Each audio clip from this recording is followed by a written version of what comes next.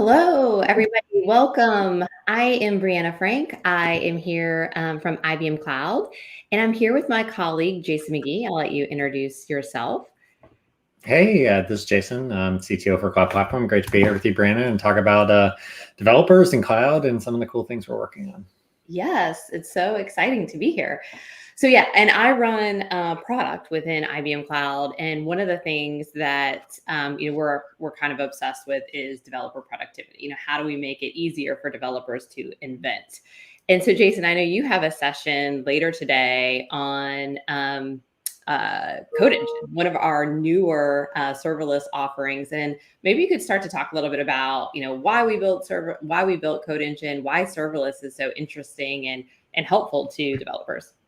Yeah, absolutely. It's really interesting. Cloud has evolved to really be about being a platform for developers to be able to quickly build applications. And I think there's so many dimensions to that problem. But if you think about kind of at its heart, I think what a lot of developers want is to be able to stay focused on their applications and stay focused on the problem that they're trying to solve. But often what comes with development is a lot of labor involved in setting up environments and deploying infrastructure and configuring services. And so for a number of years now, serverless has been a technique that has been attractive to developers because it promises the ability to just deploy your code, just focus on your business problem and let someone else take care of kind of all the complexities of leveraging cloud resources. But I think serverless has evolved a lot over the last few years. When serverless computing started, it was pretty narrow. Like it was like if your application was kind of a simple function, it did one thing, it responded to an event, it was stateless, then you could kind of dump your code on the cloud and magic would happen and it would take care of it for you. And what has happened over time is we've seen a lot of those limits go away. And we've started to see a broader set of applications like large-scale data processing, the ability to do high CPU workloads, the flexibility to handle a broader set of scenarios be able to be applied to serverless. And so, at IBM Cloud and in my session here at the conference, I'm talking about kind of some of that evolution, some of the new things that are coming, the new kinds of workloads, and this project that we launched earlier this year called Code Engine, which really provides the kind of runtime platform on top of Kubernetes that makes it easy for developers to build new applications. Yeah, I think what's interesting is, when we're talking to clients, a lot of times it surprises me because, sometimes you might think that a serverless user is one that doesn't want to get their hands dirty or they don't want to get involved in containers. But many times we find that the developers that are really seeking out a serverless technology actually are highly, highly skilled. It's just that they don't want to necessarily worry about, containers and Kubernetes. They really want to worry about other things. And so there's a few interesting client examples where, I think using startups, they're using, in machine learning and artificial intelligence, and they're doing all kinds of really interesting things with video analytics, and they just don't want to be bogged down with, having to worry about infrastructure management.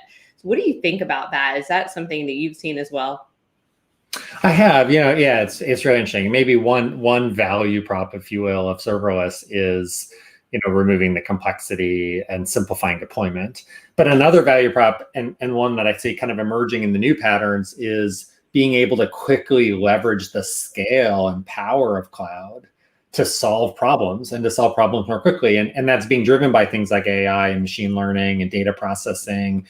It's like, as a developer, maybe your primary tool is your laptop and you do a lot of development on your laptop and you want to be able to test things. And, sometimes it'd be nice if you could be like, I want that same interaction style, but I want 1,000 cores or 10,000 cores, or I want to distribute this across, multiple regions in the world. And how do you make that transition just completely seamless? And so serverless platforms like Code Engine provide the foundation for that, and new projects like we're working on this really cool thing called the Super CLI, which is like a set of command line tools that let you interact with data and object storage and resources on cloud, just like they were your laptop, with the same kind of Unix pipe commands and same interactions that you would have in a local development environment, but now carried into the cloud. And so I think those new drivers like AI and machine learning and new tools will really help people kind of get the benefit out of cloud that they've been seeking for a long time. Another common kind of pattern I've seen is that, in large organizations, there are CTOs who want to have a common platform that, is easy to, integrate, but it's also just easy to learn, and you're not having to become an expert in all these different tools. Have you seen that, trend as well? I have, and I think I think it goes with this idea of kind of exposing the cloud in a way that's kind of closer to the application problem that you're solving. So like higher up the abstraction, we have virtual machines, we have containers, we have things like Kubernetes that lots of people know. But like if I'm building a batch processing application or a distributed data application, like there are higher levels of abstraction that I could use that would make it easier for me to do my job.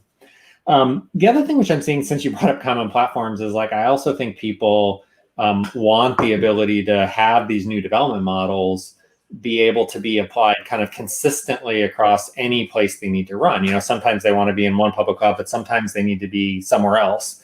And I think there's a related trend around distributed cloud that's kind of a complement to what's going on in the serverless space. Maybe you could talk a little bit about kind of what we're doing in the distributed cloud space and how that applies. Yeah, absolutely. I think that's one of the topics that I'll be, speaking about later today. Distributed cloud is such an interesting space because it's really, about flexibility. And I think, we've seen this model where, and I had a client recently tell me that, the reality is there is cloud sprawl. There's workloads in lots of different clouds and lots of different locations on-prem, at the edge, and it's never going to go back. It's never all going to come back together in one place. And we just have to recognize that and kind of, come to terms with it. And I thought that was such a really insightful comment because it's true. And I think that understanding that, workloads are distributed, they're in lots of different places. And then how are we going to tackle that problem? Like, how are we actually going to use it to our advantage so that, it's not just about, worrying about data gravity. It's almost using it as a way to propel us forward. So instead of making it a constraint, maybe we bring the workloads to where the data resides. Like maybe we bring that AI capability to where the data is. And I think that provides a lot of efficiencies. You can potentially run a AI or machine learning application at the edge, and then you don't have to send all that data back to the public cloud to be processed. You can process it right there, and then that creates a lot of efficiency. It also reduces latency as well. And so I think we're seeing a lot of these trends where instead of moving things around, maybe you just bring the insights or the artificial intelligence to where that data is. And I think we as users have changed too. We want those insights in the data. I mean, there's more data being generated than ever before, but we as users we have this expectation that we can get those insights from that data almost instantaneously. So we're not patient as a society. So, we need to be able to get those insights immediately. And so I think that's really driving all kinds of really interesting use cases, especially at the edge, and, I will talk a little bit about some of the interesting, COVID driven use cases that have come up. I talk a little bit about worker safety. We had a worker safety use case where you use video analytics and you can alert someone if they're not wearing a hard hat or not. Using AI, you can determine if the hard hat is present or not. And then you want to alert someone almost instantaneously because obviously if you do that too late, they could get injured. But what I think is interesting is that, that very simple use case can evolve. So now all of a sudden you need to warn someone that they're not wearing a mask or they're not wearing a mask correctly, or, you want to take their temperature because of, the pandemic. And I think that that's what's the beauty of it is if you're actually distributing cloud. So you're kind of taking cloud services and distributing them to an edge location, you can change those use cases really quickly. You can really that edge can become a cloud native environment where you're iterating, in hours, days, not months and years. And you kind of have to when something like a pandemic occurs. And so I think those are some of the really interesting parts about, this trend of distributed cloud and then the innovation that it opens up. Yeah, it's really interesting. So like we still have kind of applications and data are driving everybody. Developers are building applications and processing data. And what I think what you're describing is that like, maybe in the first round of cloud, we all thought of cloud as a place we move to, like we move workloads to the cloud. And cloud as, a lot of people don't think about it, but cloud is a physical set of places, right? It's like a set of cloud, regions and data centers where things run. And what you described with distributed cloud is like we've almost started to flip that, right? And like push the cloud back out to all the other locations, because location, I guess, really does matter. Like it matters where the data lives and it matters where your users are. Are there other kind of interesting scenarios that you've seen as people are kind of adopting that pattern? Absolutely. And I think that you kind of set it up perfectly in terms of, it does matter where the data resides. And that's one of the things that we've really seen a lot of in the past, year or so, is that, there are many times where you have to run a workload in a specific country or a specific location. We see that a lot in Europe. Data has to stay in a specific location because of GDPR and other regulation. And being able to keep that data safe and in that one location, but also apply cloud native best practices and cloud native tools and services is really kind of marrying the two, a requirement with, a best practice.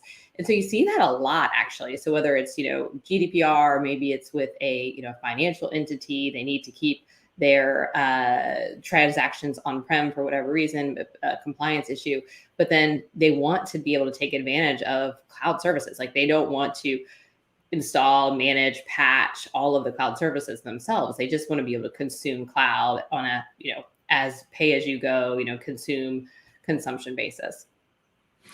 Yeah, it's interesting. So as a, to put my developer hat back on for a minute, I mean, so then as a developer, I guess what I would want is, maybe even to tie back to our serverless conversation where we started, like as a developer, I don't want to worry about as much of the stack below me as possible. I want to be able to consume technical capabilities to support my application. What you're describing sounds like I can do that, but I can do it with kind of this neutrality on location. Like it can physically be anywhere, but I can have a single way to consume. So the kind of promises of things like cloud services and serverless approaches can be applied to any place that I need. Yeah, I think that's actually what's really interesting. And I think, I'm a product person, so I'm obviously looking at, the feedback that we receive from our clients. I'm looking at, trends and growth and all of these, market opportunity. And so when I look at our, what our usage, I'm seeing all these clients on the list that I've never spoken to and my team's never spoken to. That is super interesting to me, that you can just, as a developer, spin up a workload anywhere and you never really, as if it's cloud in a cloud model. I think that's really like the end game, right? I mean, if you can just, treat an on-prem environment as if it's, cloud, and then you don't need a lot of help, you can just do it just as though you would, you would build any cloud native application. I think that's really been the most fun to be part of. Yeah, absolutely. So on the serverless side, then I was thinking about, all right, so what are the kinds of workloads that we can run in an environment like that? And it's been really interesting to watch the kind of evolution of applications in the serverless space. The thing I'm seeing now is, as I think about that distributed cloud model you just described, you wind up with applications that are running in lots of places, like physically distributed applications. And so you need the ability to kind of, manage across all those places, to distribute data and to do data processing in a distributed way. And, as an engineer, distributed applications are kind of the hardest things to write. Like they have the most ways that they can fail. And so it's been interesting to see the rise of kind of new approaches to distributed application development. We've been working a lot in Code Engine on with a technology called Ray, which is an open source technology that really makes it easier to build distributed applications that can scale to cloud, and seeing that be used a lot in AI and machine learning based applications and in kind of large scale data processing applications. And so, making those new techniques available and bringing them into the cloud in a kind of really natural way, it seems like it's a really powerful, a powerful new approach to doing development.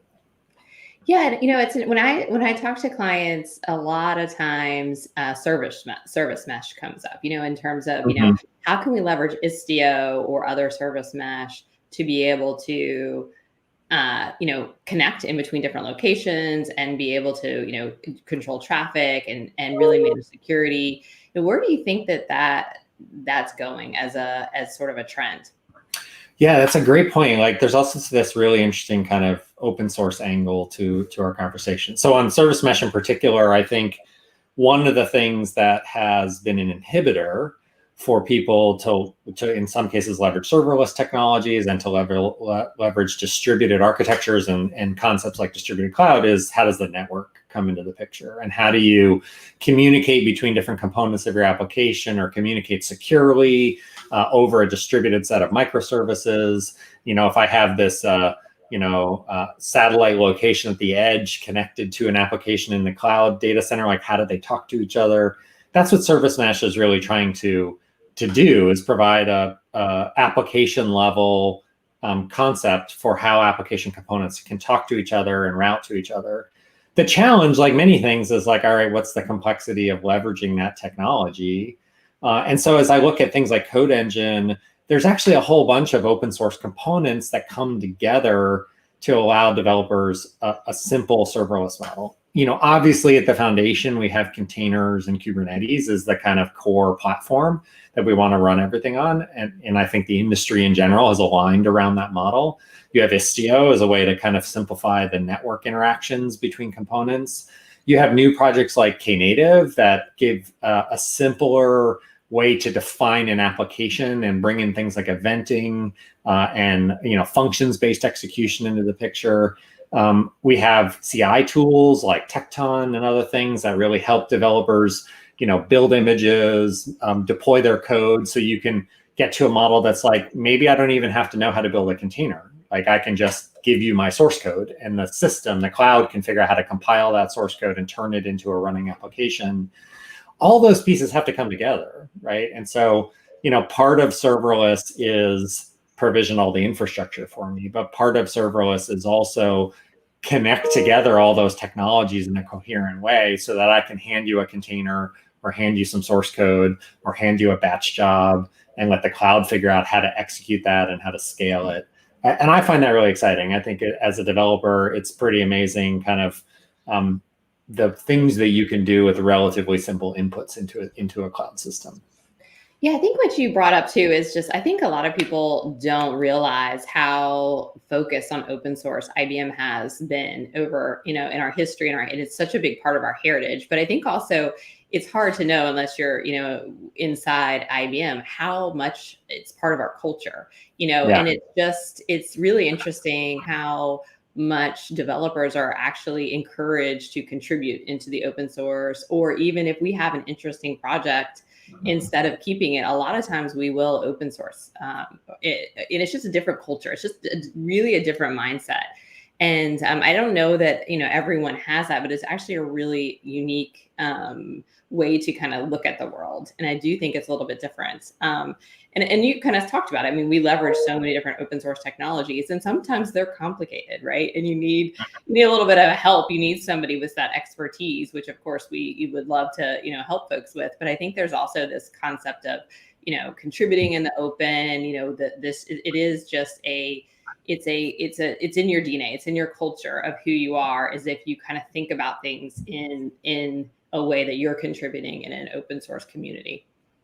Yeah, I think that's true. And I think the cloud native space in particular is full of a diverse set of projects. And there's a lot of really interesting problems that we're solving collaboratively in the industry. I mentioned a few in the context of serverless. There's lots of AI projects. There's, infrastructure as code automation projects like Terraform and Ansible. Like, there's our foundations in Linux. And it's amazing that like all of these pieces are coming together to build cloud. The challenge, I think, often in open source is like, they're all fast paced. They're evolving quickly. They connect together. It's a little bit of maybe I date myself. It's like an erector set that you have to like assemble together all these pieces. And so part of the value prop, I think, of cloud computing is the ability to bring all those pieces together to deliver them as a service so that you can just consume them instead of create them or construct them. With new ideas like we just discussed with distributed cloud, we can spread those cloud services into a more diverse set of locations. And I think we're really evolving towards both a ubiquitous kind of infrastructure that lives everywhere and an application level kind of consumption model for developers that let you access that infrastructure in really natural ways. Lots more to do. Some cool things on the horizon, like one of the kind of little bit farther out things, that we're doing a lot of work on in IBM is around quantum. And, we're starting to explore the intersections between quantum computing and concepts like serverless, and looking through things like how does classical computing and quantum computing work together, because we think like lots of real applications that get built eventually on quantum will really be a mix of classical systems and quantum systems. But it's just interesting how with these ideas like serverless and cloud, we can fold in new things pretty easily. And and we it's funny, we were talking to the research folks, and I think in IBM, and also the quantum group, and they're already leveraging IBM Cloud Satellite as a distributed cloud with quantum. Can you talk a little bit about that? That was one of those really interesting intersections that I think it really shows you where the future can go. Yeah, it comes back, I think, to this idea that location matters. And when whether it's getting close to your data that lives in your database or your on-prem data center, or close to a quantum system where you're doing quantum computation, like physical location matters. And before the rise of things like, IBM Cloud Satellite and distributed cloud models, switching physical locations often meant switching technologies or switching consumption models or taking on the burden of running a lot of things yourself. And now you can kind of keep both. You can have the location and you can have the cloud. And that's why I think, like you brought up Edge earlier. I think Edge is such an interesting space. Like, there's so many great conversations happening with telcos, with companies that have branch networks, whether that's banks or retailers or restaurants or insurance agents. There's lots of industries that have like a physically distributed branch network, manufacturers with factories all over the world, and being able to like land cloud workloads in those places is really powerful for them. And historically, that was hard. In fact, I remember talking to a client in Singapore, and they managed a collection of healthcare facilities and retail settings in Singapore. They had IT in all of them. Anytime there was a software problem or whatever, they literally sent somebody on a scooter to like go to that, whatever that location was, and go fix it. It seemed like a great idea until COVID happened. That was a lot harder. So now they're like exploring like, well, how could I do, more of a cloud consumption model, even in the places where I need that physical footprint to live. And so it really starts to change how people are able to attack problems. I think that's really interesting. You're talking about the edge, and a lot of, I think it's no secret in IBM, we really focus a lot on regulated and really the complex enterprise problems. And I think that that's one of the things that makes this whole problem a little bit harder, but more interesting, because now, and we're going to be announcing this later this month, we're going to be extending our FS Cloud controls into the satellite location. So we can say, the same controls that you get in the IBM Cloud, we can offer those in the satellite location, whether it's on-prem, at the edge, et cetera.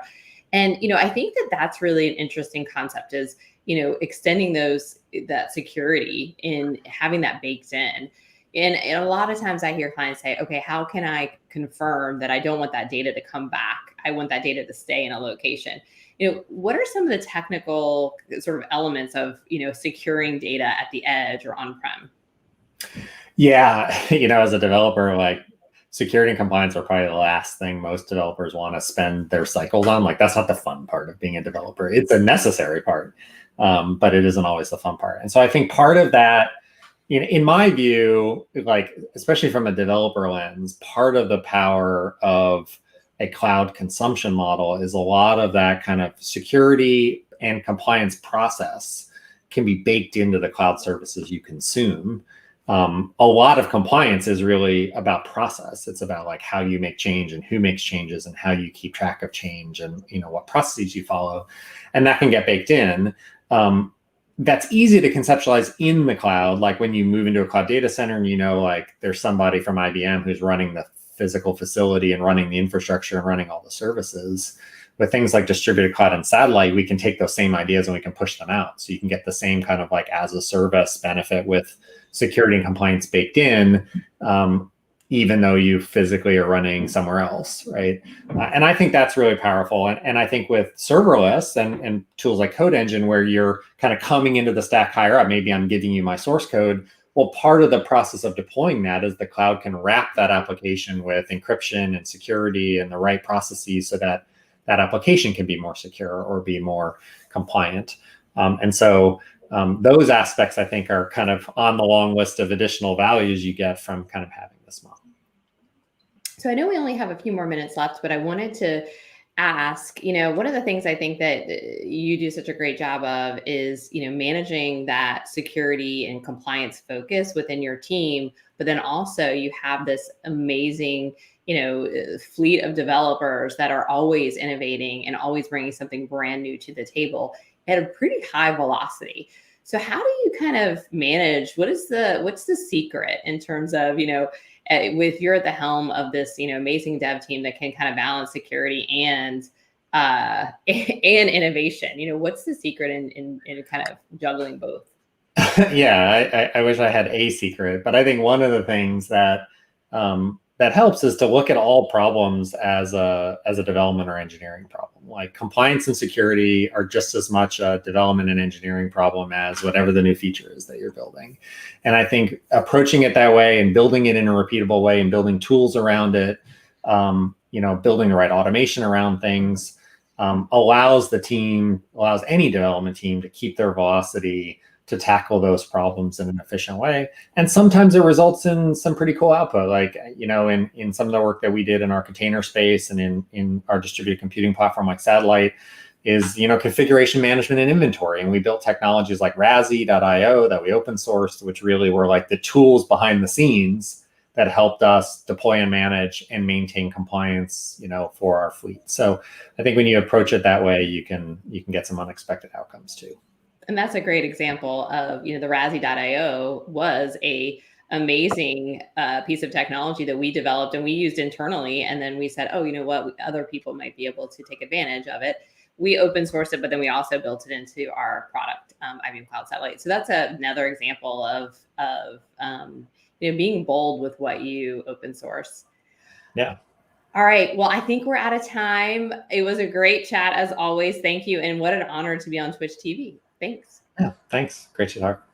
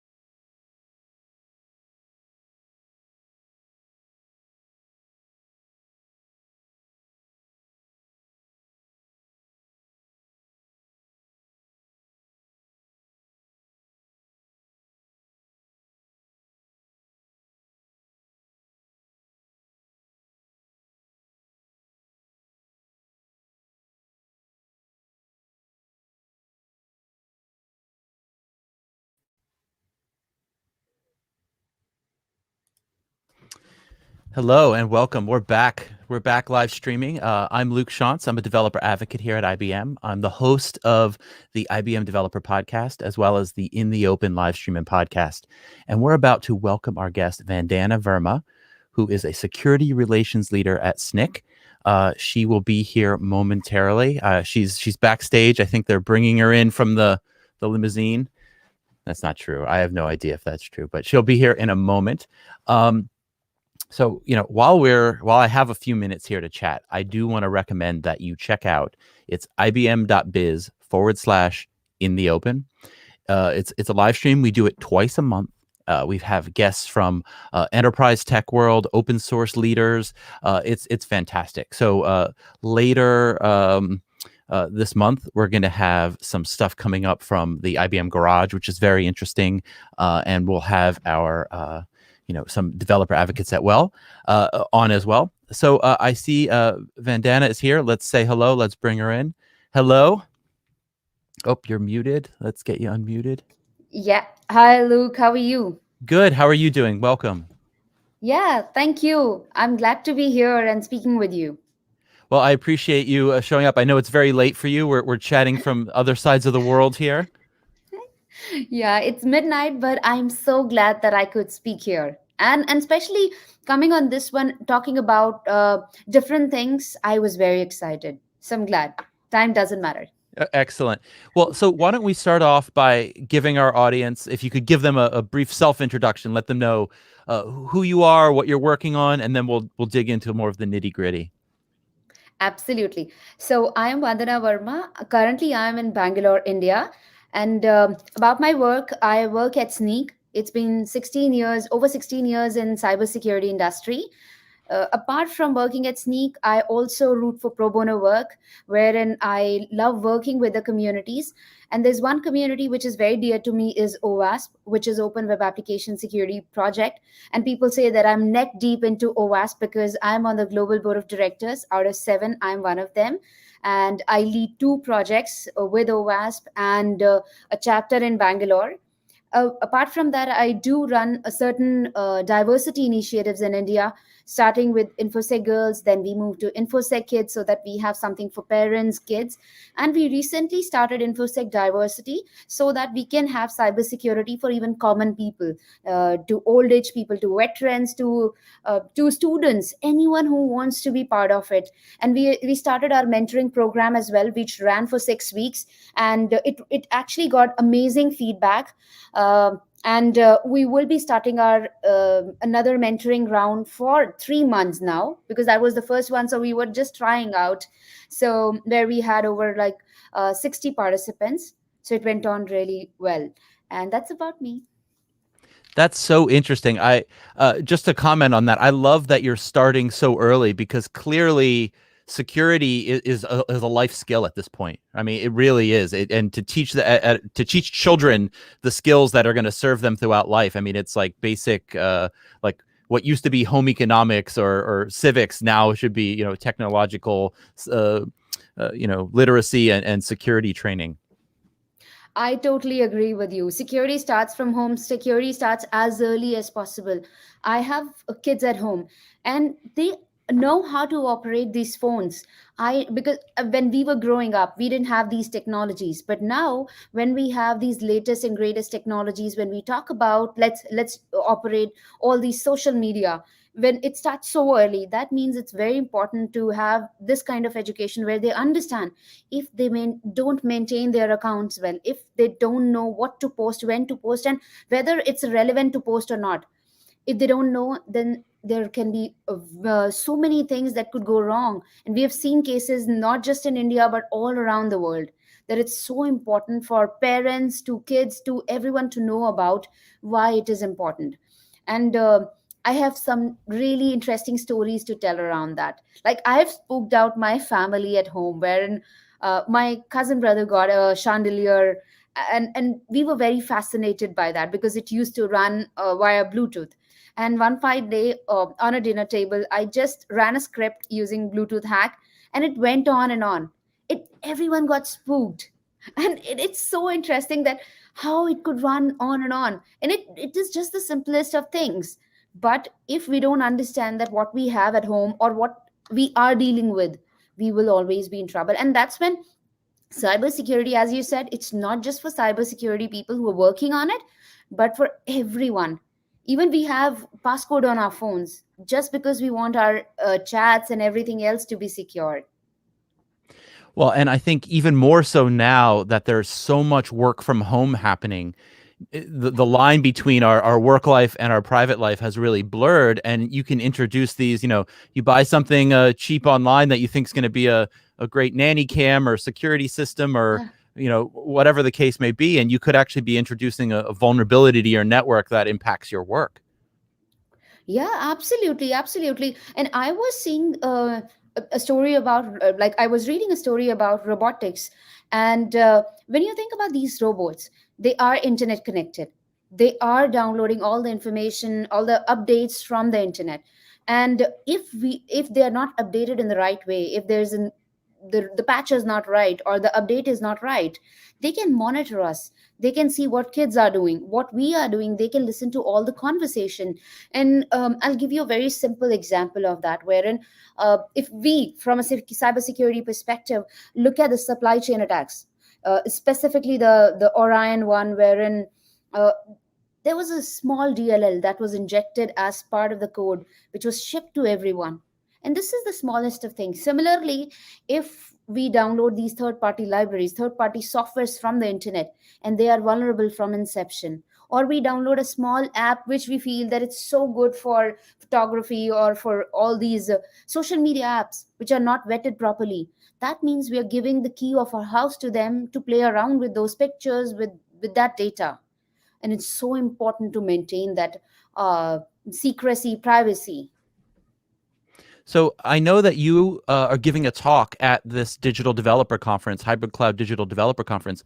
What is the, don't tell us everything. I want everyone to come see your talk, but give us a taste of what your talk's about. My talk is all about developers and security. Even though I'm a security person, but I always root for what are the things that we can do to make sure that security, developers, and ops people are working together. And it's more from a perspective wherein we can show them what could go wrong so that they understand, they become security champions. And that's what my talk about is. And I have some really amazing demos as well as part of it. So just do join me at my talk, and I'd be very happy to see you all there. That's great. And you bring up an interesting point here when you mentioned DevOps and DevSecOps is, a lot of what we're facing, whether it's on the development side or on the security aspects, right? It's not the technology, it's our culture, it's how we're working, it's about the people, it's about how teams work together. And I know that's something that you face a lot in your work, is how do you get everyone sort of playing nicely and having this security mindset? Absolutely. See, we can have best of the people. We can have best of process. We can have best of tools. And companies, if they have the money, they can buy all three of that. But can they have the right culture? No.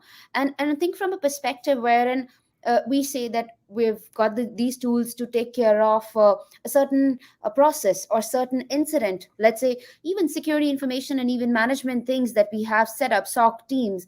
But if the people are not right, or if they don't work together, then what will happen? Breaches. And if I'll go back in time, wherein the smallest of things, for example, if we take up the Sony hack that happened in around 2015, wherein as per my understanding and the readings that I have done, that it was more around the phishing emails, wherein all the layer of defenses failed because somebody's account got compromised. And that dated back. But now, fast forward these 6 years, talk about the US pipeline colonial attack, wherein somebody's credentials were lying over the internet, somebody got access to the data, and they started playing around with it. What happened? They got access to the whole pipeline. And the one major thing that I could see, that they asked for Bitcoins, which was given to them. But still, the recovery software was so slow, they had to recover it from the backups.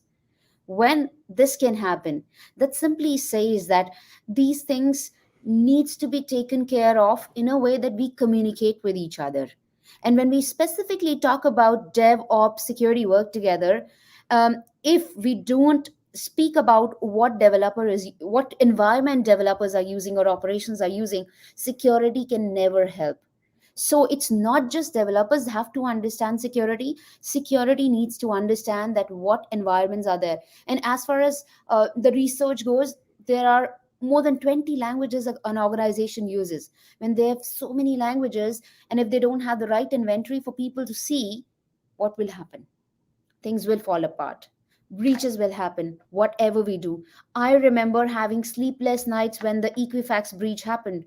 everyone was talking about Apache, that Apache, this version is older, there is a patch, but organizations did not update. And they woke up from the sleep when Equifax got breached. And they started going back in time and realizing that we don't have a proper track also of what all applications are using that version. And I still can bet there are many organizations which are using that version. I still give that example in my demos because I know that that got stuck with me. Now, whose reputation was at stake? Apache or Equifax? Equifax, right?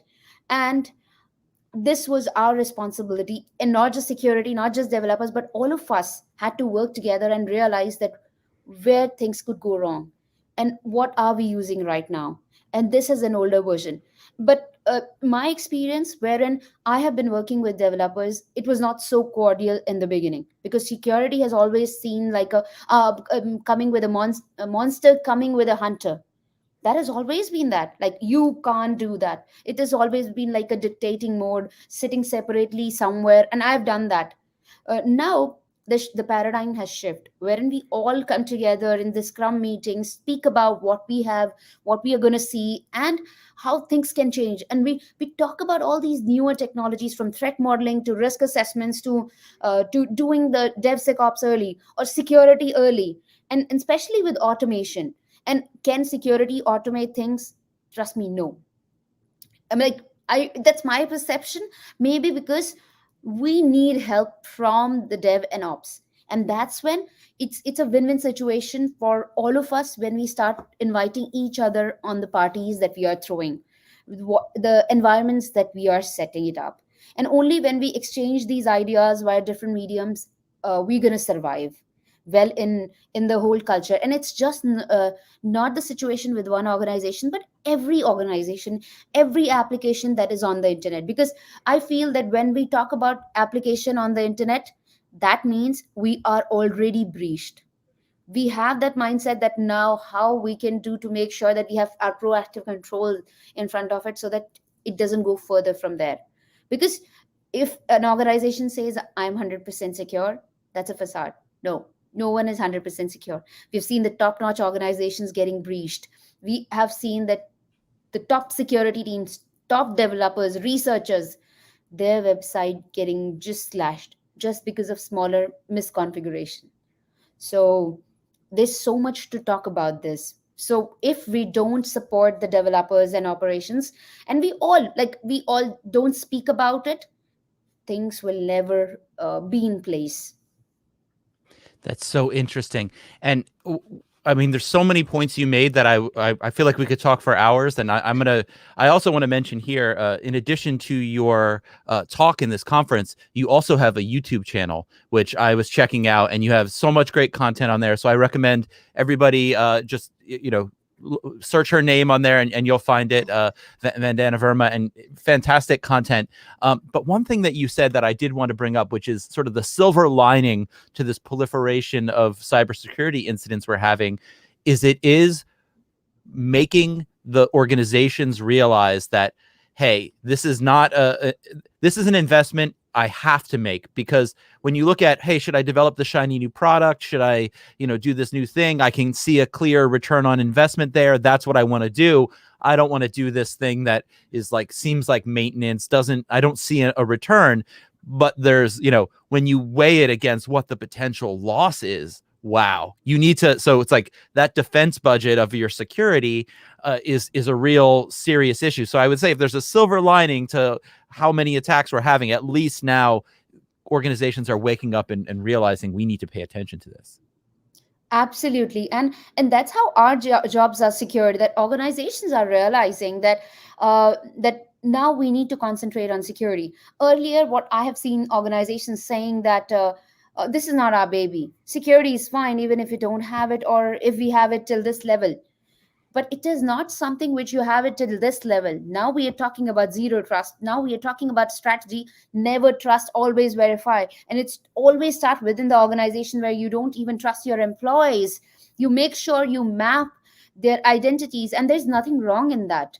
You map their identities, devices, monitor everything, create a full picture of it, that where they're coming from, what they're trying to do. And if threshold changes or something changes with even their identities, you actually verify it. which is important. And I know that a lot of organizations are talking about it. Google is talking about it. IBM has a very good strategy around zero trust, which they're trying to implement with DevSecOps. And I feel that it is important to understand where things could fail. Because if we have that mindset, and security, we always have that mindset that, okay, things could go wrong. But now organization, like the whole organization strategy has to work in that way, that where we can go wrong, that's like the extreme. Maybe things will fall in, things will not fall in place, but slowly and steadily they'll start falling in place, where, oh, here I could go wrong, here the misconfigurations can be there. And I've seen that misconfigurations are still topping the chart. And I was going through the OWASP top 10, which is like industry recognized that, yes, OWASP, like they're coming up with top 10 bugs. They say that misconfiguration is one of the top bugs right now. Now, why this happens? Because we know that human is the weakest link, and there things could go wrong. So if we don't consider those misconfigurations, things can go in any direction, come what may. However, best security, best tools we have in place, we would never be able to have the right security. That's so interesting. So it's, yeah, and when you say misconfiguration, this could be a server, this could be like the security settings on container, this could be an API even, right? I mean, when the vulnerability's there, it can, once they're in, it can open up all kinds of other problems. Absolutely. Now we are moving away from, like, now we're talking about microservices. Like we were talking about monolithic applications. Now we're talking about microservices. Now, when we are relying so much on these microservices, we need to secure them. What kind of access they have? How are we maintaining that? And what are the operations they're going to do? Whether that's really needed or not. That's when we talk about role-based access control there. And similarly, we are talking about least privilege. And that's not just in the case of APIs, but let me tell you, we're talking about in the case of containers, Kubernetes as well. Like specifically, I say Kubernetes because Kubernetes is more of an orchestration platform. But if we don't give the right permissions, then we are in trouble if we do not maintain them properly. And that's because developers, they earlier were only developing the application, and that's about it. But now their job has more extended. They have to take care of infrastructure, like cloud comes into picture. Then they have to talk about databases. Then they have to talk about all the microservices. Then they have to take care of each and everything alongside security. Now, what are we trying to do here? We're just trying to push each and everything on them. They were just writing the code, wherein now their job is more towards operations, infrastructure. And I've seen organizations where these roles are overlapping. And now, if I look at the stats, 10 to 20% of the code which an organization write is the code which is custom code. Rest is all open source code. And then we say developers have to do this. Think about that 80% code or 90% code. Is it 100% secure? No. Even if one library is vulnerable, that means your code is vulnerable. I'll give you an example of NPM ecosystem.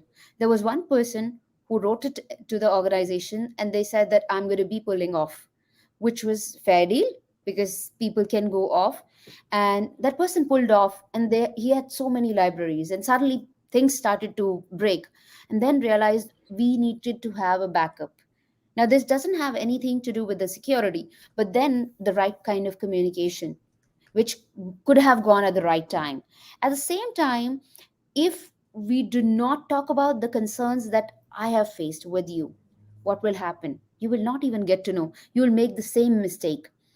And that's when we say learn from others' mistake rather than making them yourself. If you make these same mistakes, that means we are living in the same world. We are all hacked or we are all breached. And I would say this is one of the reasons, too, that a lot of enterprise especially wants to use a platform like Openshift, because it's going to take care of a lot of those vulnerabilities. You won't even be able to implement something with those security risks there. I was interviewing one of our distinguished engineers, Brad Topol, the other week. Mm-hmm. And this was the thing that I came away with that conversation was like, oh, now it really makes sense why you'd want to use a opinionated stack that has the support in. Because if you're running just straight open source, it's you know, there's a certain breaking point where if you're not doing enough of it that you have a team dedicated to those things, it's not that different than it used to be running your own infrastructure. Yeah, absolutely. Absolutely. It's very, very important to understand your own house before even securing it.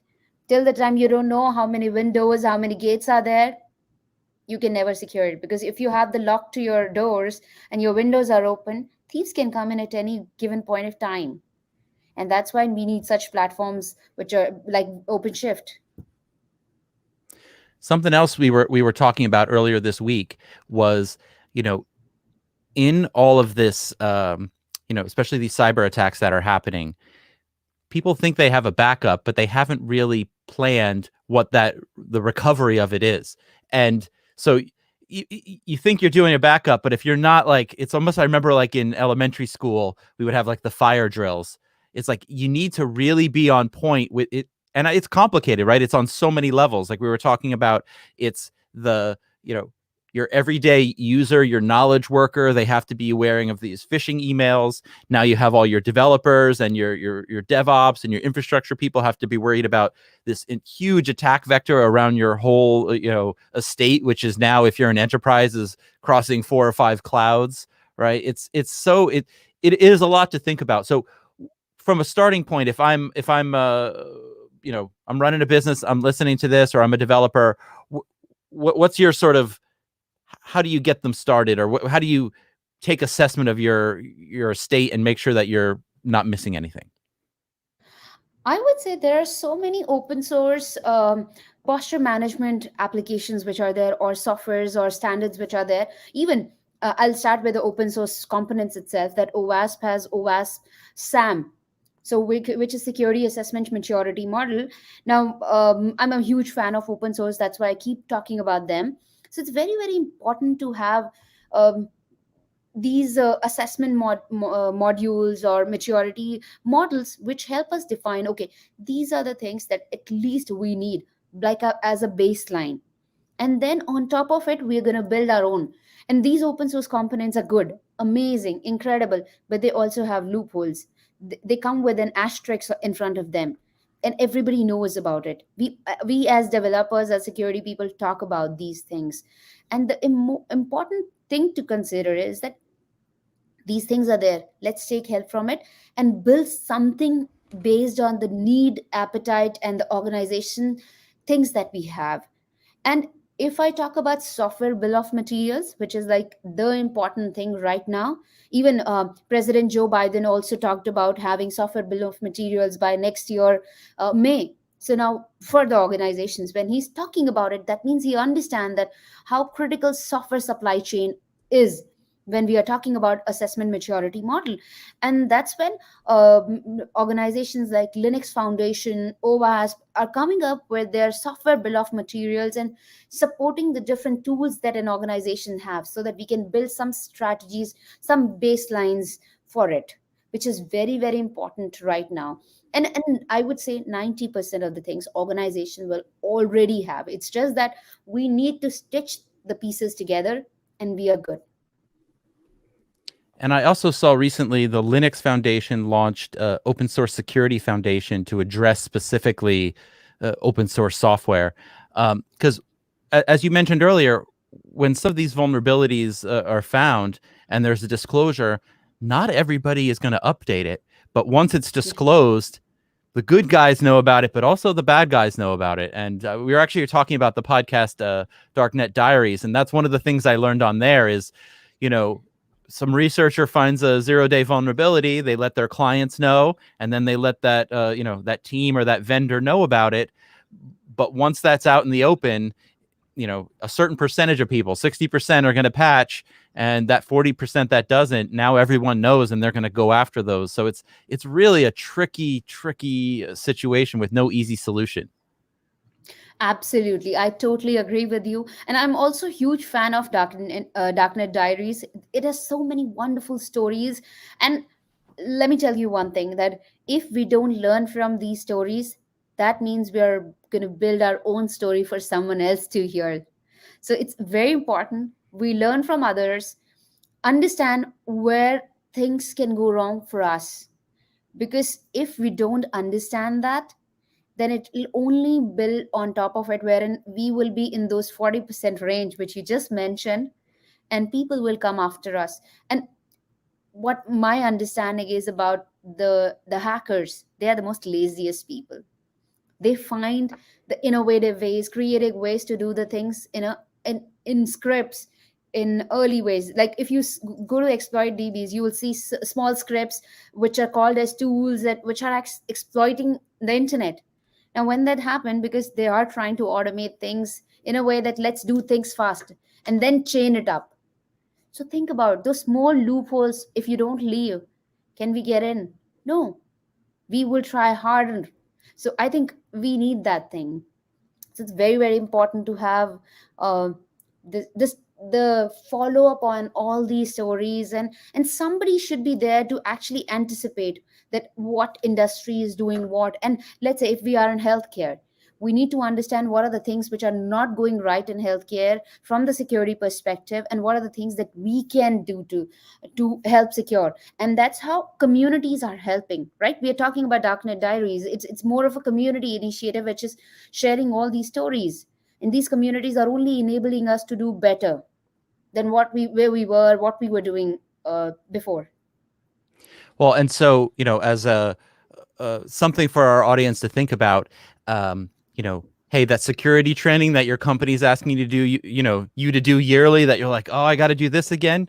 Wow. Pay attention, participate, and then go beyond, right? Listen to these podcasts, do your own research, because it is a serious problem.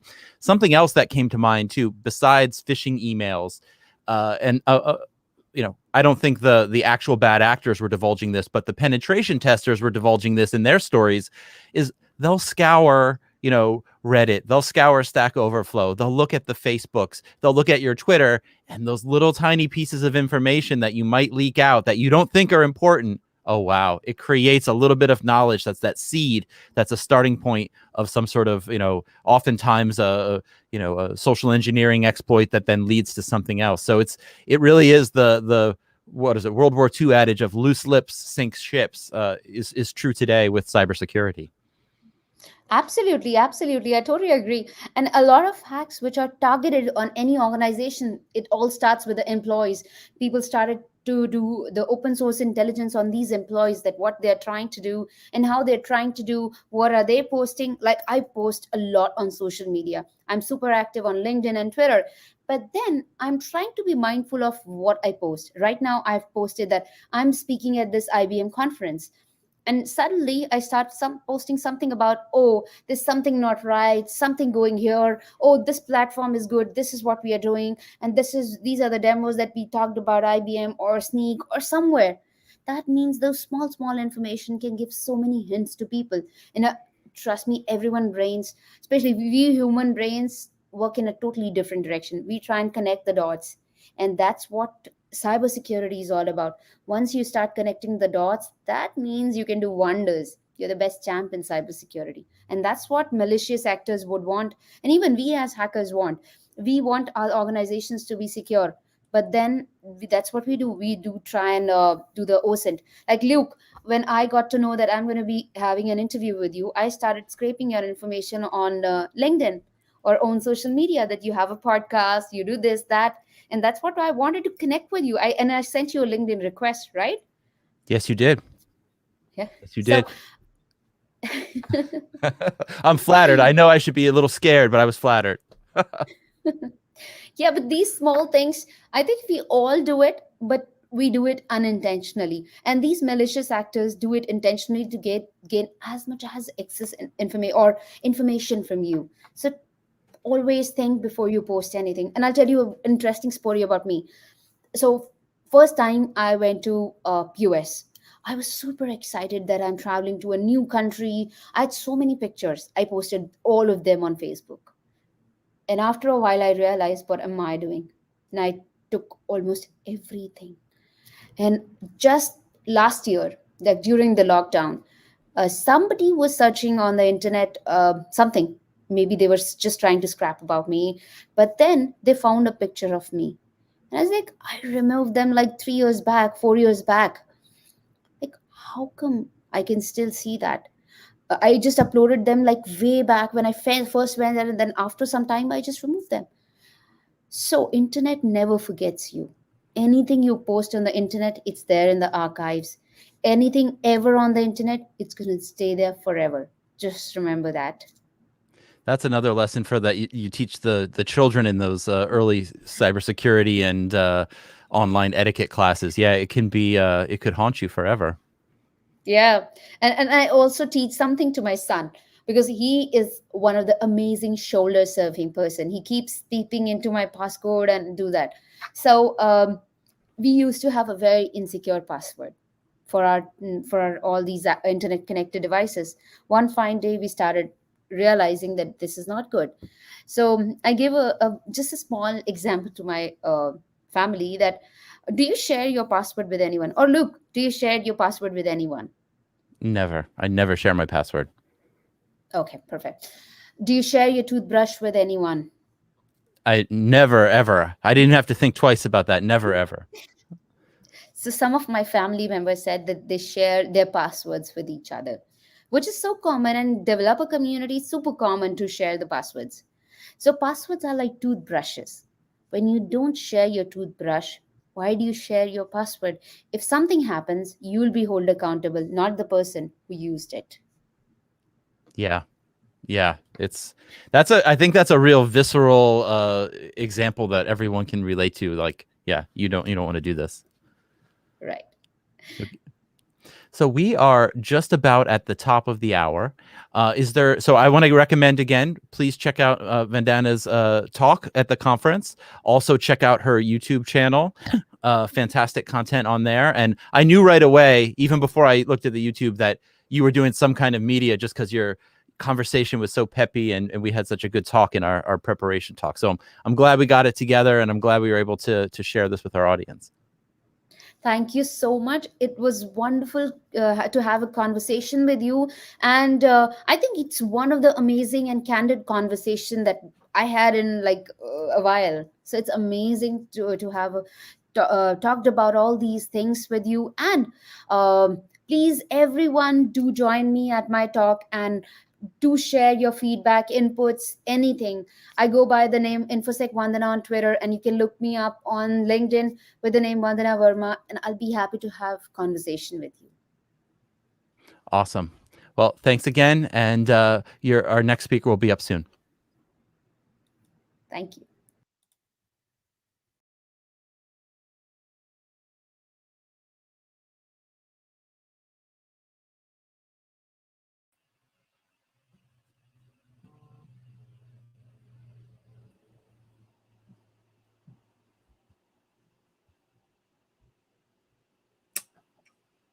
Can you hear me? I can hear you. Hi there. Awesome. Hi there. All right, so let's go ahead and get started. Man, it's hard to follow a Luke Chance interview. That dude is super vibrant. I spent probably about an hour talking with him last week, and he's full of energy and knowledge. I mean, I'm a little intimidated after following that. But anyway, welcome, Hillery. For everyone, I'm Chris Hill. I run the digital developer advocacy for IBM Developer, and I've been at IBM for a little over 5 years. In my previous life, 7 months ago, I was the chief technology officer for the weather company, which IBM acquired a little over 5 years ago. But super excited to be in this new role, doing some cool things with developers and talking to really interesting people in technology, which brings me here. I made them let me do these interviews, so I'm excited to be here. And I would like to introduce everyone to Hillery Hunter. Hillery is the CTO for IBM Cloud. I'm going to read from her bio because it's also as equally as intimidating as following Luke. Hillery is the CTO of IBM Cloud, responsible for technology strategy for IBM's cloud native and infrastructure offerings. Prior to this role, she served as director of accelerated cognitive infrastructure in IBM Research, leading a team doing cross-stack optimization of AI workloads, producing productivity breakthroughs of 40x and greater, which were transferred into IBM's product offerings. It's pretty impressive. Her technical interests have always been interdisciplinary, spanning from silicon technology through system software, and she has served in technical and leadership roles in memory technology. systems for AI, and other areas. She's a member of the IBM Academy of Technology and was appointed as an IBM Fellow in 2017.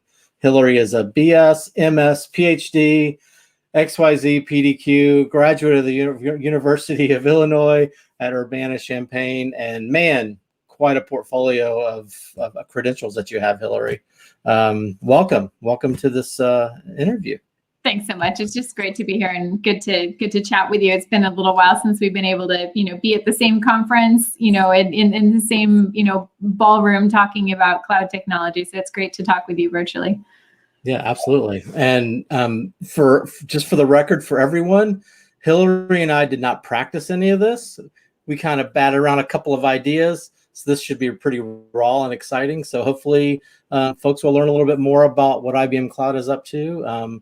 And let's get started. So before we go, I'm gonna throw you the softest of softballs. Something that we talk about. I'm really passionate about culture, and some of my coworkers and I work on what we call our culture team in our digital ecosystem group, our developer ecosystem group. And one of the things we're talking about right now is books, but we're thinking about starting a book club or reinvigorating our book club. So we've been asking, anytime we get in front of other executives, we want to know what books are you reading? So I'll ask you, Hillery Hunter, what books are you reading right now and why? Yeah, there's a book I've been reading by a gentleman not related to me at all. I believe his name is James Hunter, but he writes on the topic of servant leadership. I've been recommending one of his books to a lot of my mentees. And just, I think in terms of culture, it's such a powerful concept, right? That, as leaders, that we are there to help teams. We're there to problem solve. We're there to, set direction, and really ultimately to help everyone accomplish more together and be better together. And I just find that a really compelling description about culture. So been catching up on some of his recent writings. I love that. There's so much to culture. I don't want to turn too much to the left or right here to talk about culture, but I could go all day about it because I'm all about people. One of the things I always say is, technology is easy, people are hard. And trying to navigate culture, especially like to your point earlier, in this remote world, this virtual world, it's very difficult. And it's definitely hard to start a culture or to reinvigorate one. So any tidbits would be helpful. And we will definitely put this book on our list of potential books that folks can read. I think servant leadership is really, really important. As leaders, if we don't, people are going to leave us. They need to not be manhandled and pushed around. They need to be led, and they need to be led in a certain way. And they need to see that we're willing to do the things that we're asking them to do, which is one of the reasons why I'm doing this interview. Yeah, no, and I think, Chris, too, like for each and every developer, I was just talking to one of my mentees today about, really just encouraging her to understand the places in her day-to-day work where she is leading and where she is leading teams, and call it as such and recognize it as such, right? When a developer designs an API or, works with an architect to, help them understand how things should be working and should be appropriately used, and therefore helps create patterns and solutions and things like that. Each and every one of those technical steps is something that's going to be something repeatable that others use. That's leadership. And how we think about doing those things that other people are going to use, and how other people are going to be affected by what we do, and how we communicate things, and how we help share information and other things like that can just have an enormous impact on everyone around us. So to me, this topic of leadership it's not just about, where in the corporate org chart you sit. It's about how each one of us in the scope of our own work, creates work product and makes that accessible to others, and helps others collaborate and work together. Yeah, absolutely. Well said. All right, so let's get back on the topic of cloud, which is why we're here, since you're the cloud expert. So as the CTO for IBM Cloud, tell us and me, what are some of the cool things that your teams, I know IBM Cloud is a big team. There's a lot of different infrastructure, platform as a service. There's a lot of stuff going on, but tell me, what are some of the cool things that you guys are working on? Yeah, there's so much exciting, stuff going on. We could talk all the way about, IBM Cloud Satellite, Distributed Cloud, Code Engine, which is more around like serverless and unifying serverless and batch and kube processing, all the way through to quantum. It's very hard to know where to start, but we continue to have, a large portfolio of as a service-based capabilities from infrastructure all the way on up to the quantum. And each of our services, and that's the exciting thing about the cloud, each of our services are constantly releasing new features and functions, right? Whether or not that's, the Watson AI APIs and things that people can do in our data science studio, whether or not that's, things they can do with quantum computing and being able to do experiments there, or whether or not it's the stuff that's more kind of at the heart of the core enterprise workloads, around what people are looking to do and getting efficiency and where cloud is deployed, and kind of what their definition of cloud is. I think one of the most interesting things happening right now, both with our cloud technology itself and with our customer base, is kind of reconsidering what is cloud. I remember quite some time ago, I kind of sat down some folks and I said, what is cloud? And they said, well, why are you asking that? And I said, no, really, like, let's have that existential conversation. What is it about? We kind of settled it, in that conversation years ago on, well, it's kind of this middleware. It's this glue, right, that you use to put functions together. That's sort of what PaaS, capabilities and databases and integration and other things like that enable you to do. But ultimately, I think people are starting to question, what is cloud again, in the sense of not just a public cloud being a big warehouse scale computer, but cloud now through distributed cloud computing, being a catalog of capabilities that are fully as a service, supported 24/7 with SRE principles, and delivered onto arbitrary hardware, right? Delivered onto RHEL Linux hosts, wherever you stand up that RHEL Linux host. And that kind of brings the cloud catalog, it brings the cloud to life in new locations. It enables developers to, be able to do their work where their organization may have decided the data needs to sit and stay. But yet, consume cloud-based APIs and services in that location where the data is, whether that's, a retail branch, of the company that they work for, or, that's their home computer in some cases. We've got folks that have, IBM Cloud stood up, on a computer sitting on their desk behind them, as they sit there, throughout the workday. And just being able to bring the cloud, bring catalog-based capabilities, as a service capabilities to life wherever it needs to be. I think all this stuff is really exciting. Cool. Yeah, you mentioned satellite and Code Engine, because I've spent a lot of time doing cloud. I was an early adopter on cloud at our previous job when people were like, "Oh, cloud, don't use that. That's scary." And like, well, it enables a lot of things. It can get you into a lot of trouble, as you know, if you don't manage it the right way. It's not the panacea for sure.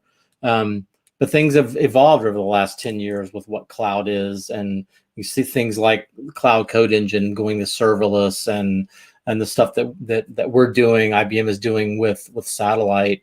It's pretty amazing stuff when we talk about the hybrid cloud world. And, we're in the midst right now of this digital developer conference that our developer ecosystem group is hosting, and the topic of this conference is hybrid cloud. I would encourage anyone that's listening, go look at all the different talks that are out there. They're pretty wide and varied, all around the common theme of hybrid cloud. And so hybrid is the key. It's hybrid doesn't mean just Microsoft, AWS, IBM, Google. It means serverless, non-server. It means running virtualized things. Like you said, you can extend your cloud to different platforms. So where do you think, Hillery Hunter, where do you think cloud is going for IBM, and what's something exciting where you see cloud is the next big innovation or next evolution of cloud? Yeah, whether it's with us or with anyone in the cloud space. Yeah, no, I mean, I think there's a couple things going on. I love the definition that you used of hybrid cloud there, right? Because it's always one of those first things, like, what exactly are we talking about when we say hybrid cloud? A hybrid cloud isn't just about having a whole bunch of clouds. That's kind of a mess, not a cloud, right? That's just a bunch of contracts, a whole bunch of different APIs and everything that's a mess you have to manage. Hybrid cloud is about creating consistency across environments, but I think it's also about creating flexibility, right? I had a chance to talk to some folks in Africa in the financial services sector just in the last couple of days. And we're doing some announcements of, different transformations that we're doing with banks in that region, and financial inclusion and other things are really important, but, connectivity is the first thing that gets asked, right? So being able to bring cloud on premises, being able to bring a cloud platform that's consistent on premises, start with that from a software perspective, from an Openshift and Cloud Paks perspective, then from a distributed cloud as a service perspective with satellite and its catalog, use the public cloud for bursts, which is an inappropriate use case in that kind of a situation, et cetera. And overall get to modernization, get to that place of being able to use components, to more quickly build applications than you would have been if you were trying to do everything from scratch, right? And that kind of even being able to build accessibility, help banks to transform, to deliver mobile experiences, to drive financial inclusion, to drive open banking, and other things like that are really about accessibility to data, accessibility to loans, all that kind of stuff. I think it's really exciting. And I think that kind of market and those kind of conversations are at the heart of really where we're going with hybrid cloud. And it may be a little bit less, dramatic or constrained or other things like that in other environments and on other continents. But, everywhere people are looking to transform their businesses, so much is now digital, whatever, digital means for your particular business. Right. It's not just about e-commerce, it's about response time, so, it's about how quickly we as consumers get an answer from the company that we're trying to do business with, right? It's not only about, buying something in a website, but it's how quickly and how responsive are things. This very well from the weather company, right? People are impatient. And that's not about getting a loan answer. That's about, getting the refresh on, what the weather is.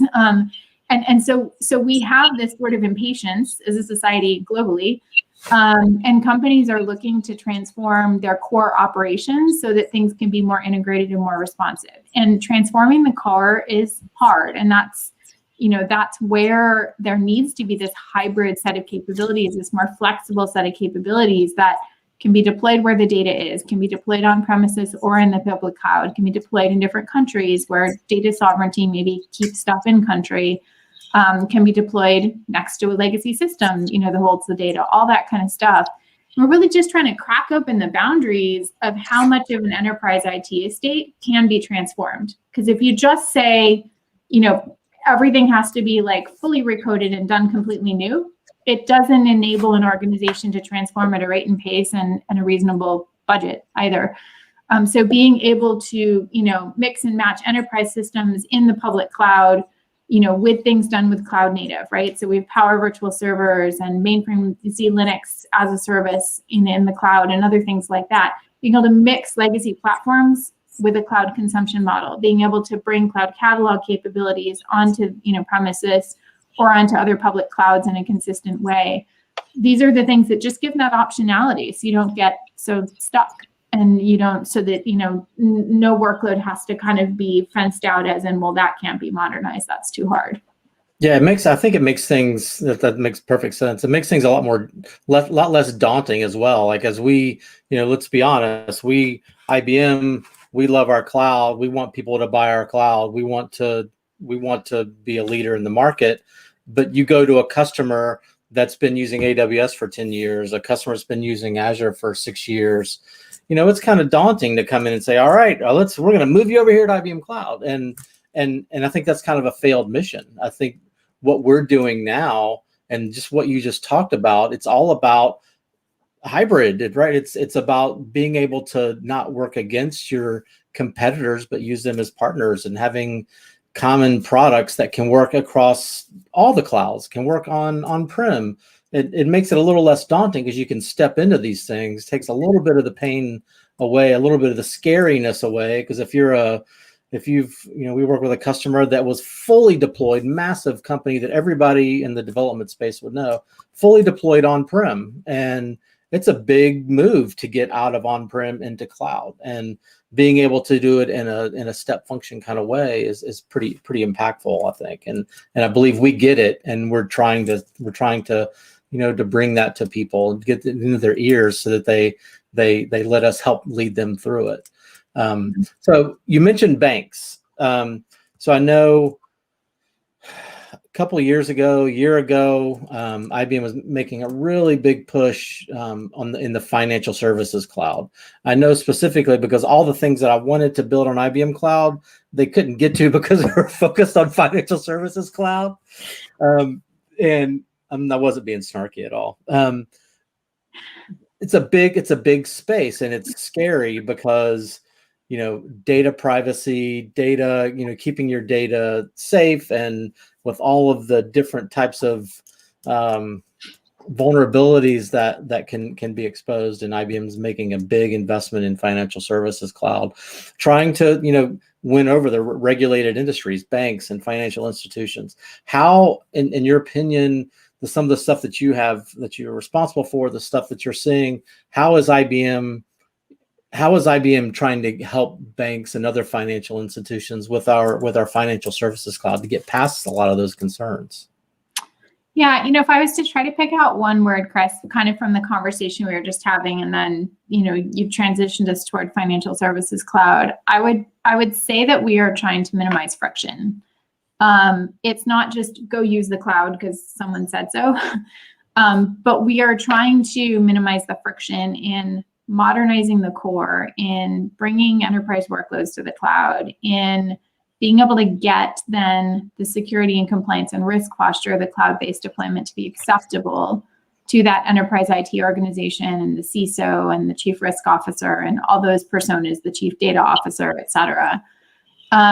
In the topic of friction and minimizing friction, what we see in financial services is that one of the most challenging things is getting that green ticky mark, like, yes, yes, you may deploy this thing.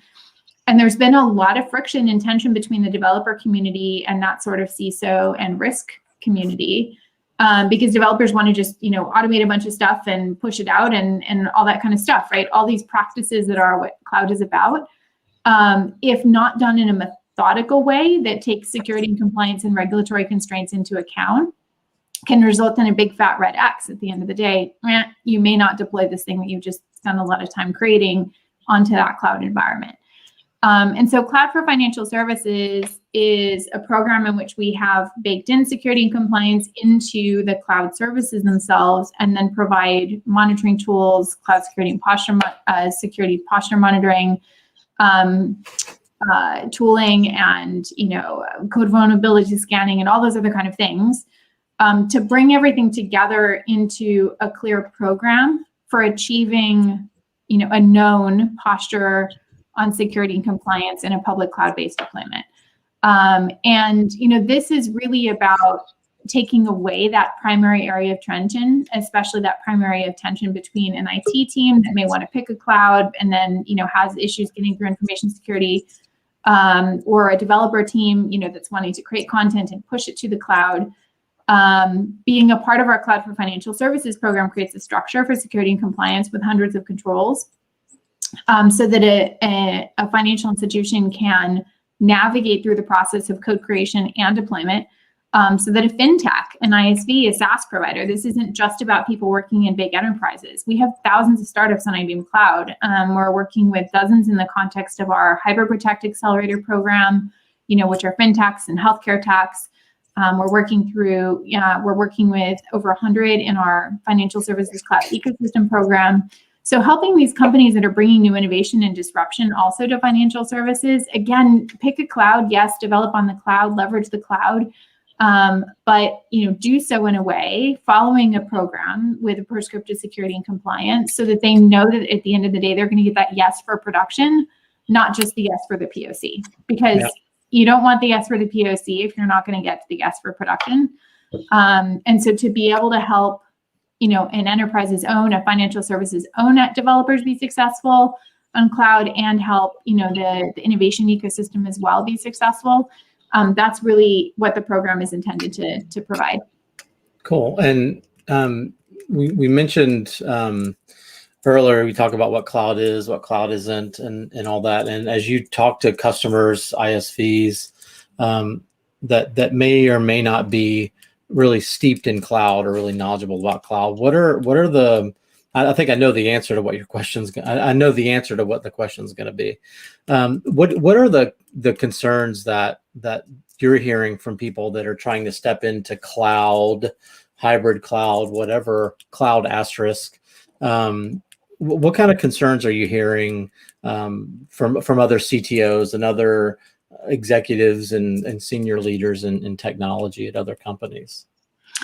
Yeah, I mean, it's the challenge right now is largely cybersecurity, right? I mean, it's the headlines. Yeah, I knew you were going to say that. I knew you were going to say and pipelines and all that kind of stuff, right? Yeah. So, even our family members are, conscious of this from the news. And from that perspective, there has been a noticeable change in a bunch of these regulated industries that we work with. I've spoken to, CTOs and CIOs, in healthcare and pharma and, all different sorts of industries, who feel that there has been a noticeable change. And I think that, IBM's, studies from our security, business unit, our X-Force teams and other things like that, folks that watch this stuff all the time, do indicate that this is the thing that's keeping people up at night. It is encapsulated, I think, quite nicely in the White House executive order from Biden's office that talks about cybersecurity, but it talks about supply chain risk. I mean, it's just amazing. Like, when have you seen the White House publish a technical paper that talks about zero trust and supply chain cybersecurity risk and things like that, right? This is just not the kind of content that we're accustomed to seeing, from the leadership of a country, right? And it's great that it's coming to that level of discussion, because I think it points to, some ways forward. It points to opportunities for collaboration and such. And so for us, this is all incredibly well timed, right? IBM Security Services has tremendous expertise. IBM Promontory, has deep understanding of what regulators are going to worry about when they think about these effects. And then we have our core technologies, things, like, cryptographic hardware that IBM has designed and other things like that enable us to kind of bring it all together and bring it full circle so that we can work with ISV and SaaS providers and fintechs and healthcare techs and all these companies, walk them through a methodical program, to assess their risk, assess their security and compliance posture, and all those other kind of things, so that they can do business with their end clients with confidence, right? That their clients know that there's been IBM expertise and regulatory consideration, security expertise involved in how their solutions are put on cloud, and the oversight in their solutions, and how they're monitoring their compliance posture and things like that. And this then enables them to, work with their clients in a way that has a higher, level of visibility to their risk, and ultimately to lower the risk for their end clients. So I think, we have a way of addressing, this really significant, in some sense, fear factor about moving to the cloud. You can turn that concern about cybersecurity into technology and into monitoring. And, that's the exciting opportunity of what we're doing.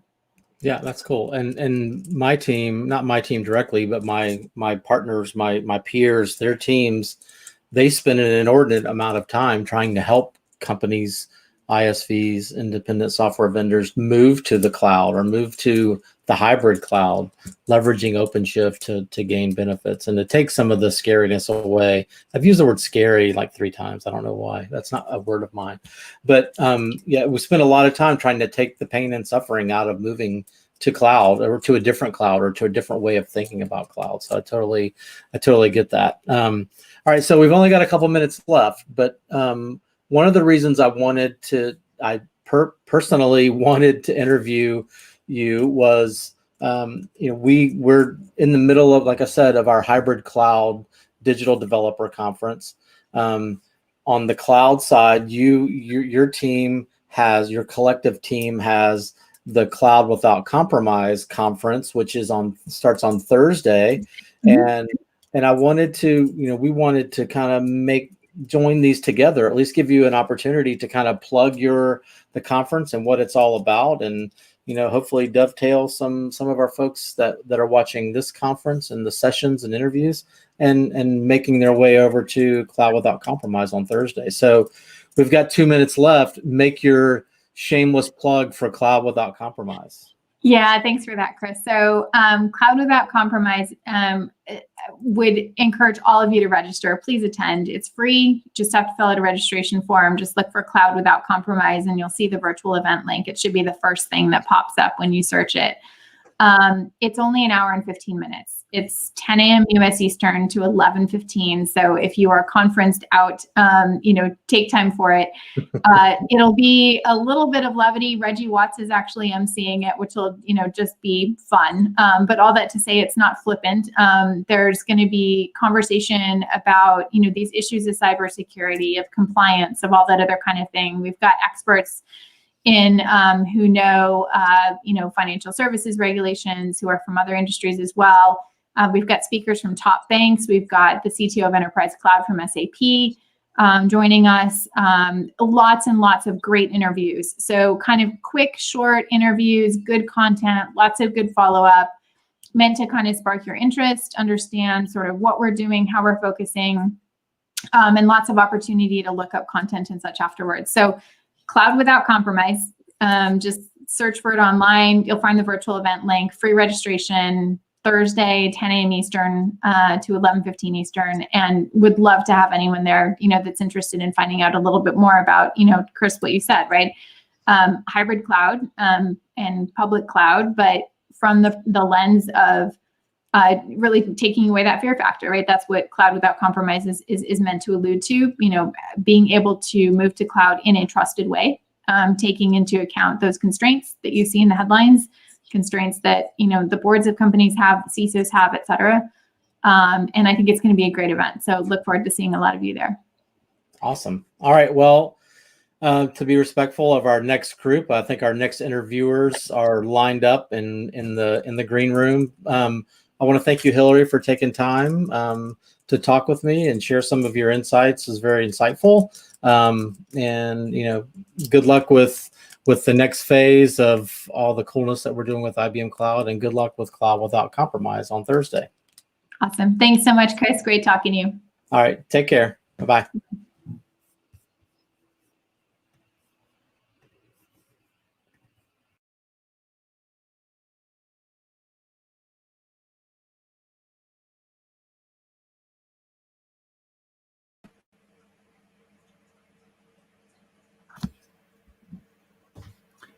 Neil, I think you might be on mute.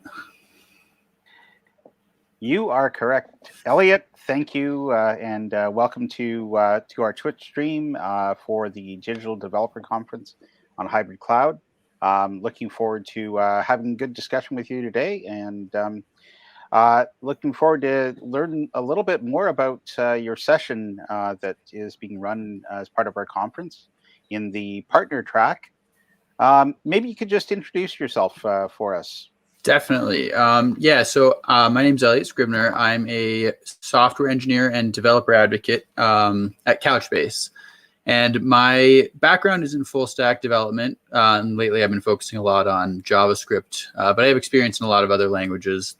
And in the past several months, I've worked a lot with server-side rendering frameworks, such as Next.js and Gatsby. And my talk is actually on Next.js.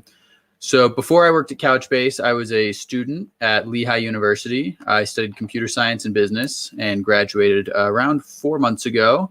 And I've been loving being at Couchbase ever since. Working on the developer advocacy team has been really cool because it's sort of part development, but also I get to reach out to developers, make sure that their experience is really, what we want it to be from the Couchbase side. Sounds great, and it sounds like you've really settled into to your role there. When I was listening to your session today, and please, anybody that hasn't had a chance to listen, please go to our DDC conference site, and in the partner track, you'll find Elliot's session. when I was listening, you noted in your session that it's important that Next.js was open source, and was that a key in your adopting it? And how did you get started with it? Yeah, so I mean, Couchbase is open source, so we're always in favor of that. But more importantly, because it's open source, it allows you to contribute to it. And so I actually I got started with Next.js when I set out to build an example app and actually have it merged into the Next.js code base. So I wanted to make it much more accessible for developers to be able to use Couchbase with Next.js. And a lot of other database providers had these examples as part of the Next.js code base. And so we wanted to do the same by merging that code into their actual code base. Because they're open source, you can actually just run a simple, it's like npx create next app, and then you just pass it an argument with our example's name. And it'll automatically bootstrap an entire application with Next.js. And all you have to do is provide a couple environment variables to be up and running with a Couchbase and Next.js application. Yeah, that's great. And certainly when you were walking through the demonstration that you did during your session, the ease at which you could rapidly do things was quite evident. Interested in also knowing, you mentioned Next.js, but also you chose to use GraphQL API. What led you to that? Yeah, so I guess when I set out, so Next.js supports a lot of different, they're very full stack, very flexible. You could create a REST API super easily. But I thought it'd be cool to use a GraphQL API because I never fully understood the ins and outs of making a GraphQL API. I thought it'd be pretty cool, not only to learn it myself, but to also teach people, because I thought, it's fairly straightforward.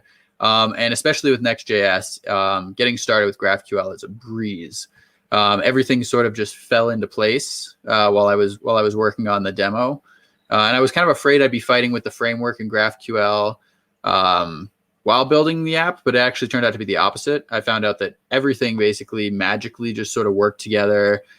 Things that would ordinarily be confusing and frustrating didn't even really appear to be an issue. So like the flexibility of GraphQL querying so that you can just fetch exactly the data you need, it made the entire development lifecycle that much easier. No, that's good. It's good to hear. Well, that kind of leads us on to your offering, Couchbase. How could customers use Couchbase while staying within the IBM ecosystem?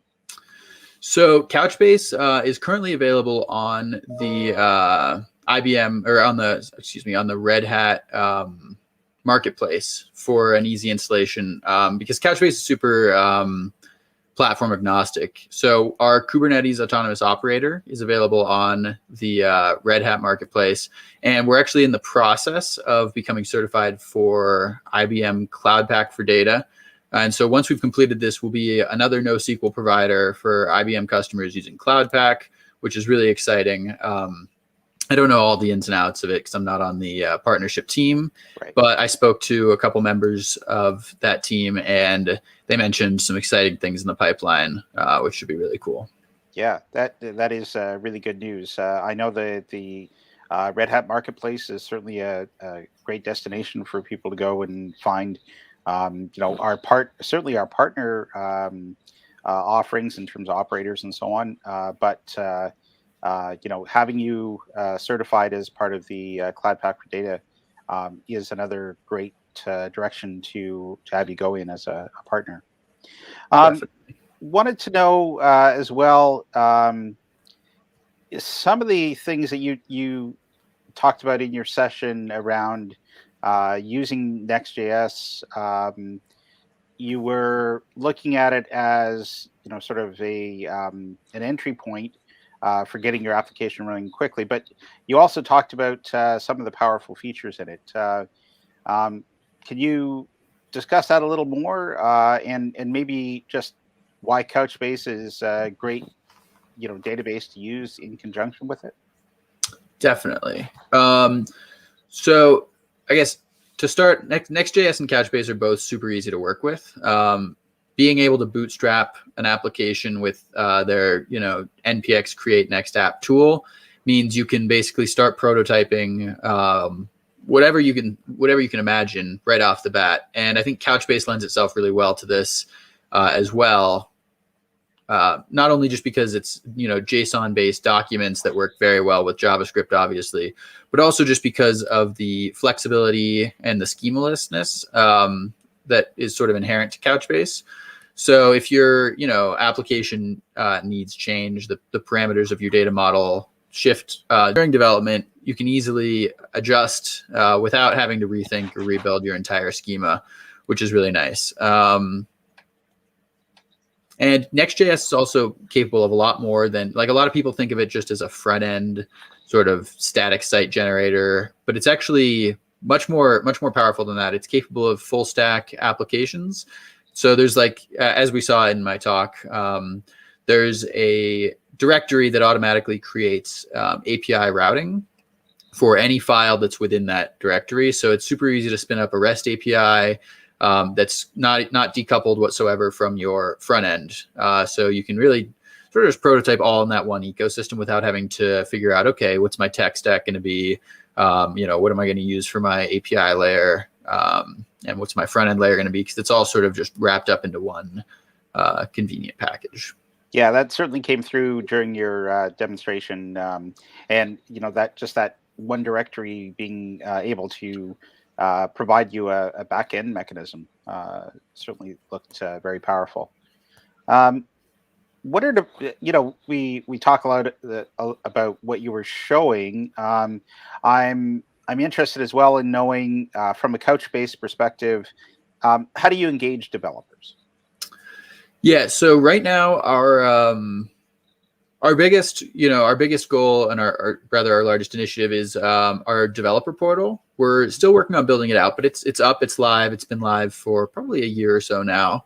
And we're constantly producing tons of content there to help developers sort of learn how to use Couchbase effectively, get more comfortable with it, and see all the different use cases. So there's lots of information, tutorials, quick start guides, all over the developer portal, which can be, I think you can find it at developer.couchbase.com. And we're adding more content every day. And then one of the other things that we're doing right now is we're actually in the process of starting a new virtual meetup group. So we noticed a lot of our meetup groups are, there's a ton of local meetup groups all over the world, but the membership is somewhat low in more remote areas. And so, like, obviously the San Francisco, we have a huge membership base, but not quite as many in, say, Germany. And that sort of coupled with the pandemic led us to create a virtual group where we can actually host virtual meetups. So we have our first virtual meetup coming up on October 6th. I encourage everybody to attend. There's going to be some really cool talks about just how you can use Couchbase, different use cases, from some other people on from inside the company that aren't actually on the developer advocacy team. So it's cool. It's a cool opportunity to get a sort of secondary look at Couchbase outreach from somebody other than people on my team. Right.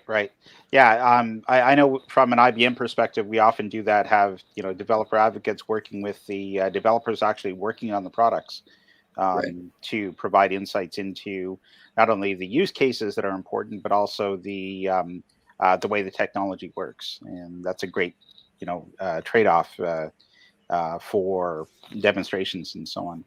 I'm interested as well in knowing, what you're up to. Are you involved in any of these meetups, virtual meetups, or are you looking at attending some events in the near future?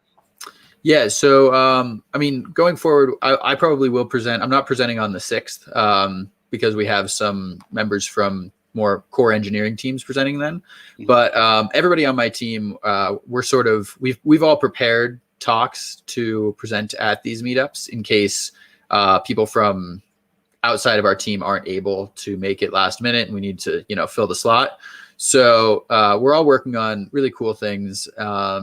And I'm actually also one of our teammates is going to be the MC or like the host for I think it's React Europe.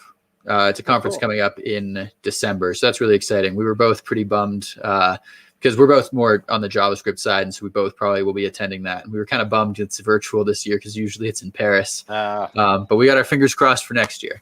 Right. So I probably will present a talk there as well, although I haven't finalized any details on that quite yet.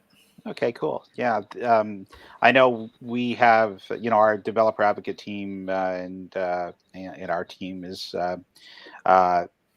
actually starting to go next week to a hybrid event. So very cool. Yeah, fingers crossed that things are starting to look up, and next year hopefully we'll get to some more face-to-face kinds of events. But the virtual ones are equally valid and valuable, certainly to developers. Just the ability to reach so many developers around the world with things like our digital developer conference that we're talking about today. Right. Very important. Right. Similarly to why we started our virtual meetup group. It's just so much easier to reach people that don't want to, travel as far, whether for the pandemic or financial reasons or what have you. Right. So. Yeah, very cool. Now, you mentioned that Couchbase is open source, and as I was looking through the session, there was a link I think that you provided for people to actually go and grab the code, be able to work with the code themselves. Can you walk us through what that example was, and maybe I'll pull up the link. Yeah. So Couchbase itself is open source, as well as the demo app from my talk, obviously. You can install Couchbase a variety of ways using a simple Docker pull from our open source Docker image, or I actually also in the talk you'll notice I have it installed on a AWS machine, just so that once I deploy the application, it can actually run on it can actually contact the database instance from the cloud. So within that link that you just pulled up, it actually, if you were to clone that code, all you would need to do is provide a couple environment variables to a Couchbase endpoint, create a single bucket, a couple scopes and collections, I think. And there are more details on how that works within the README. But it's fairly straightforward to get up and running. And there's actually some more information also on using Next.js and just getting started with Next.js and Couchbase. On the developer portal, we have a tutorial that I also wrote. I think it's called, Next.js Quick Start or something along those lines. And that actually provides a REST API instead of GraphQL API approach to essentially accomplishing the same thing, slightly different data model, but we do pretty much the same thing on that. Right. Well, that's good. Maybe, we've got a few more minutes here. Is there anything about the work you're doing for Couchbase? Anything you want to share with developers who want to get started? I guess what I would share is a piece of my own experience when I first picked up Couchbase, because a lot of people sort of see it as a daunting technology to get started with. People often shy away from Couchbase because it tends to be a little bit more complicated than, say, MongoDB. But my experience was actually very different. When I first landed on the documentation page for Couchbase, I just ran Docker pull, got the image running, and looked through their Node.js tutorial. And I, within a couple hours, had a Express API running, talking to Couchbase, and it was a lot more straightforward than I think a lot of people think it would be. I actually found it a lot easier because of how easy it is to install a Couchbase instance just using Docker. And there's a lot of different ways to install Couchbase. You can install it locally by downloading the package and actually installing it. You can run it in Docker. You can use our Couchbase Cloud, which is a managed offering, managed hosted database as a service offering. So Oh, very cool. it's a lot easier to get up and running than I think a lot of people think. As I recall, we saw a statistic come across from, I think it was a Stack Overflow like survey, that Couchbase was feared by 60 or 70% of developers. And so on my team, we're trying to sort of move away from that stigma, because I really didn't find it difficult at all. In fact, I struggled a lot more to use Mongo with a local installation. Granted, I had a little bit less experience when I went through that process, but Right. Well, certainly the variety of ways in which you can start to work with Couchbase is impressive. I know, the operator with IBM being very focused on cloud native development, deployment to cloud, and anchored in a Kubernetes OpenShift kind of world. Having the operator available is great, and having it available on the IBM, the Red Hat marketplace is certainly a way in which we would invite developers to explore using Couchbase.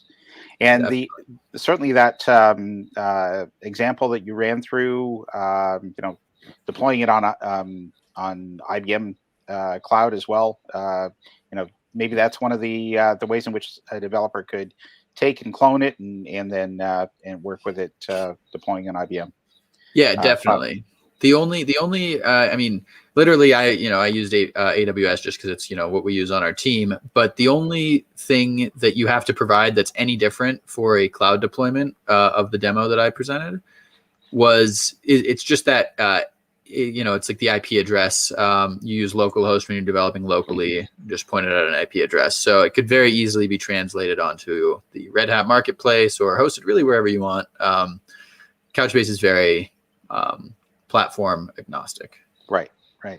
Well, good to hear. Well, just in terms of last thoughts, comments about both your activity or your and your participation in the conference, I want to thank you again for doing that. Definitely. Wondered if you have any closing comments you want to make. Nothing super specific comes to mind other than I encourage anybody who hasn't seen the talk to go take a look at it. Feel free to reach out to me via Twitter, or I think my email is probably in the presentation. If you have any questions or issues running it, I'd always love to hear anybody's feedback. And anybody who wants to learn more about Couchbase can feel free to attend our virtual meetup on October 6th. Or we also have our free, I think it's our Couchbase internal conference called Couchbase Connect, and that's on the October 20th and 21st. Very cool. Yeah, we're also running a hackathon through that. If anybody's interested in building something cool, that'll be a challenge. I've participated in a few virtual hackathons, and it could be fun to get everything organized. I much prefer hackathons face to face, but we are where we are, right? Yeah, I know, and I've actually been on the team that's working on organizing that. It's been tough, but we're really excited for it. There's some pretty cool prizes, and I think it'll be really valuable to people who might not attend the conference otherwise. Yeah, good. So again, follow up on developer.couchbase.com for things that are going on with Couchbase. Take a look at the Red Hat marketplace for integrating Couchbase into IBM, your applications that are being delivered with IBM Cloud. And by all means, take a look at Elliot's session on the Digital Developer Conference site, and you'll be able to walk through or see as he walks through the example that's listed on the screen there. Again, Elliot, thank you very much for helping us out with the conference, and all the best in what you're doing in the next few weeks. Thank you very much. Thank you guys so much for having me. It's been a great experience, and I'm glad to be a part of it. Okay. With that, I'm going to be turning it over to one of my colleagues, Luke Shantz, and I'll let you go, Elliot, and bring Luke on. Awesome. Hello, Hey, Neil. Luke, how you how's it doing? going? Oh, pretty good. Sorry, I was speaking over you. That was impolite of me. No worries. How's your day going? It's going very well. This will be my second time on the stream, so that's interesting. Always love to be able to chat with interesting folks and share it with our audience. Yes, yeah. I just had a great chat with Elliot, and a couple of hours before that, I was on with Briana Frank and Jason McGee, and they were both very animated about the talks they gave on just what we're doing with cloud satellite, and our new code engine offering in terms of serverless. So lots of great stuff in the conference this week. I caught a little bit of Jason's stream, and I was envious about what was on the back of his room there. He had some interesting cars and a little interesting sign on his desk, and I was like, oh, yeah. I like his accoutrement here. Right. Yeah, it looked like almost a light board kind of thing, or the sign had was almost old school kind of. Totally, like a road sign. Yeah. So, well, thank you for passing over. I see Rachel's waiting backstage. I'm looking forward to bringing her on, and see you soon. Good chatting, Neil. Yeah, take care, Luke. Hello, Rachel. Hey, Luke. How are you doing? I'm good. I need to get rid of this banner that's in front of us. Maybe Neil, maybe you could help us get rid of that banner because I don't know where it is. I brought my hat, though. I like your hat. I'm a hat guy, so I find the hat to be is right up my alley. I like it. Over the years, we've had on and off good swag. So my favorite was that we had Moscow Mule mugs for an event. That was kind of nice. Oh, very nice. Yeah. It's funny you say that because when I was throwing events in New York, to get anybody to show up anywhere, it really is like you kind of have to up the ante, right? It's not just in the product. You have to have cool events. You have to have cool swag. You really have to, yeah. True. So let's maybe we could start our conversation off with you just giving a brief self-introduction to our audience. Let them know who you are and just that that kind of elevator pitch of yourself. Sure. So I'm Rachel Reinitz. I am an IBM fellow, and I am the CTO for IBM Garage worldwide. And I really, kind of my claim to fame is that I'm the founder, or you could say co-founder, of IBM Garage, which we really started 7 years ago in San Francisco for what was then Bluemix, was our cloud offering at the time. So that's kind of, and then I've helped grow Garage over the years and through different adoptions throughout IBM, and of course, lots of work with our clients. Cool. So lots to unpack there. Maybe let's start off with what is the Garage and sort of what was your impetus for creating it? Because I want to, obviously IBM's been doing client work forever, but what is the Garage? Like, how did that come to be?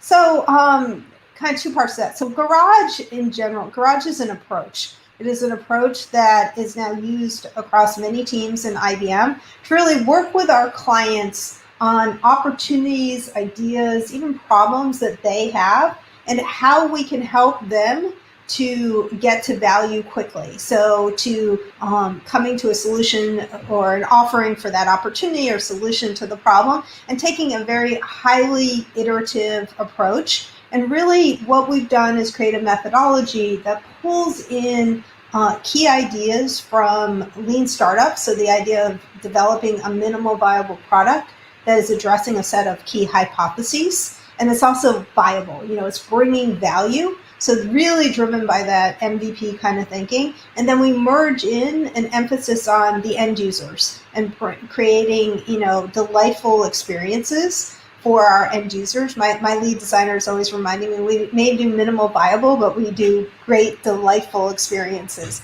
so that we're really addressing, what's meaningful to those end users. As we all know, you can create something that has great function, but if it's not usable, who's going to use it, right? So really bringing in design thinking and just that getting into the mind of the end users you're targeting. And it's amazing the insight we get to in some of the workshops that we do. And then delivering in a really highly iterative way that embraces change. The very core of the whole Agile movement. I had the pleasure of being part of the really earliest Agile movement, and really embracing that idea, and then bringing in a set of practices, both from the Agile world, from DevOps, now from SRE GitOps, that embraces that idea of change, that brings in automation, that allows you to go at speed, cross-disciplinary teams. So what the Garage approach does, and the Garage methodology, is really bring that together into a prescriptive yet adaptive approach that we do with clients. And originally, going back to the other part of your question, how do we start, was if we go back in time to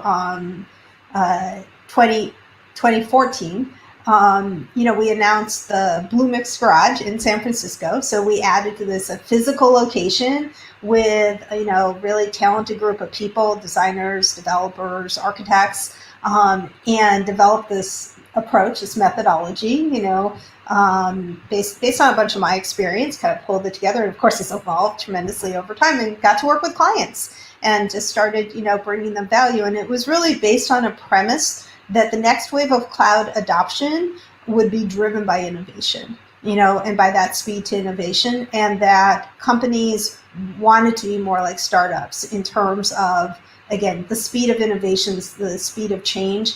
And I would say an added huge benefit is the way that we partner with our clients is a lot of knowledge transfer. So a lot of skill development. And I think if anything, that's even more important today than it was 7 years ago when we started. That's so interesting. And, if I had to use one word to describe it, it's a holistic, right? The Garage and the Garage methodology, it's not just design thinking, it's not just lean, it's all the way through to that, implementation and how does one of the clients sort of scale it as an enterprise. Fascinating. Yeah, and deployment, right? And enterprise is an important element of this. When we started, we were really working with clients of all sizes. I would say, over time, we evolved to be even more focused on the enterprise and bringing some of these really modern approaches to the enterprise. And we always keep in mind security. Security, when you think about minimal viable, you need to think about it as what is the level of scalability that you need? What is the level of availability? Because there's a real investment, in going from the 3 or 4 nines to the 5 nines. Not everything needs it, right? So, and especially when you're starting out, what is the level that you need? But sometimes you do need it to be really, really available. Like we did an original pilot with American Airlines that was about rebooking flights. And it deployed in a small, in just to a certain number of airports initially. It's called dynamic rebooking, but it had to work. I mean, you don't mess around with rebooking people's flights. So, it was designed, it was, architected to be highly available from the get-go. So I think, it's important to figure out what is the right level that I need. You might do a pilot with something where you're just kind of testing things out. It may be okay if it's not, highly available. And that's a big investment to make. So, gear it to what's needed.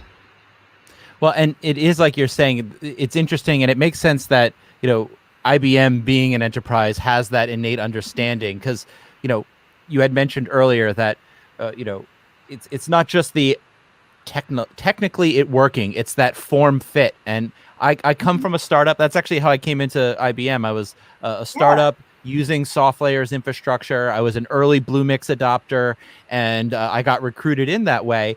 And then I visited a lot of business accelerators, and which was fascinating. Wow, very interesting to meet so many companies, and they all, by the time you get to that level, they all had great ideas and everything worked. But that the reason it didn't succeed was that form fit. It was that, not whether it technically worked, whether it was like, it was the design aspect and whether they really related to their customer, which, as you mentioned, is sort of the foundation of the Garage methodology, is like eyes outward, right, on the customer. Yeah, and I mean, I had the good fortune, like when we were starting the Garage, IBM itself was undergoing a transformation around design thinking.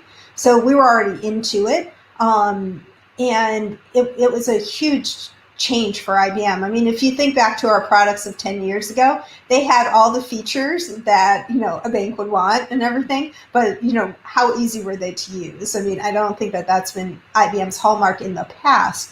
With design thinking, we really changed that to say what are the important features to focus on, what is the kind of experience to bring to our end users. I'm not saying we're there on everything we've ever done, but I think it's a vast improvement and a total shift in how we approach things within IBM that I was able to draw on and our team was able to draw on, like with my lead designers, to bring to the clients as well. So I've done a bunch of reading about design thinking and the garage methodology, but then I got to participate in some, someone who really knew what they were doing, orchestrated this.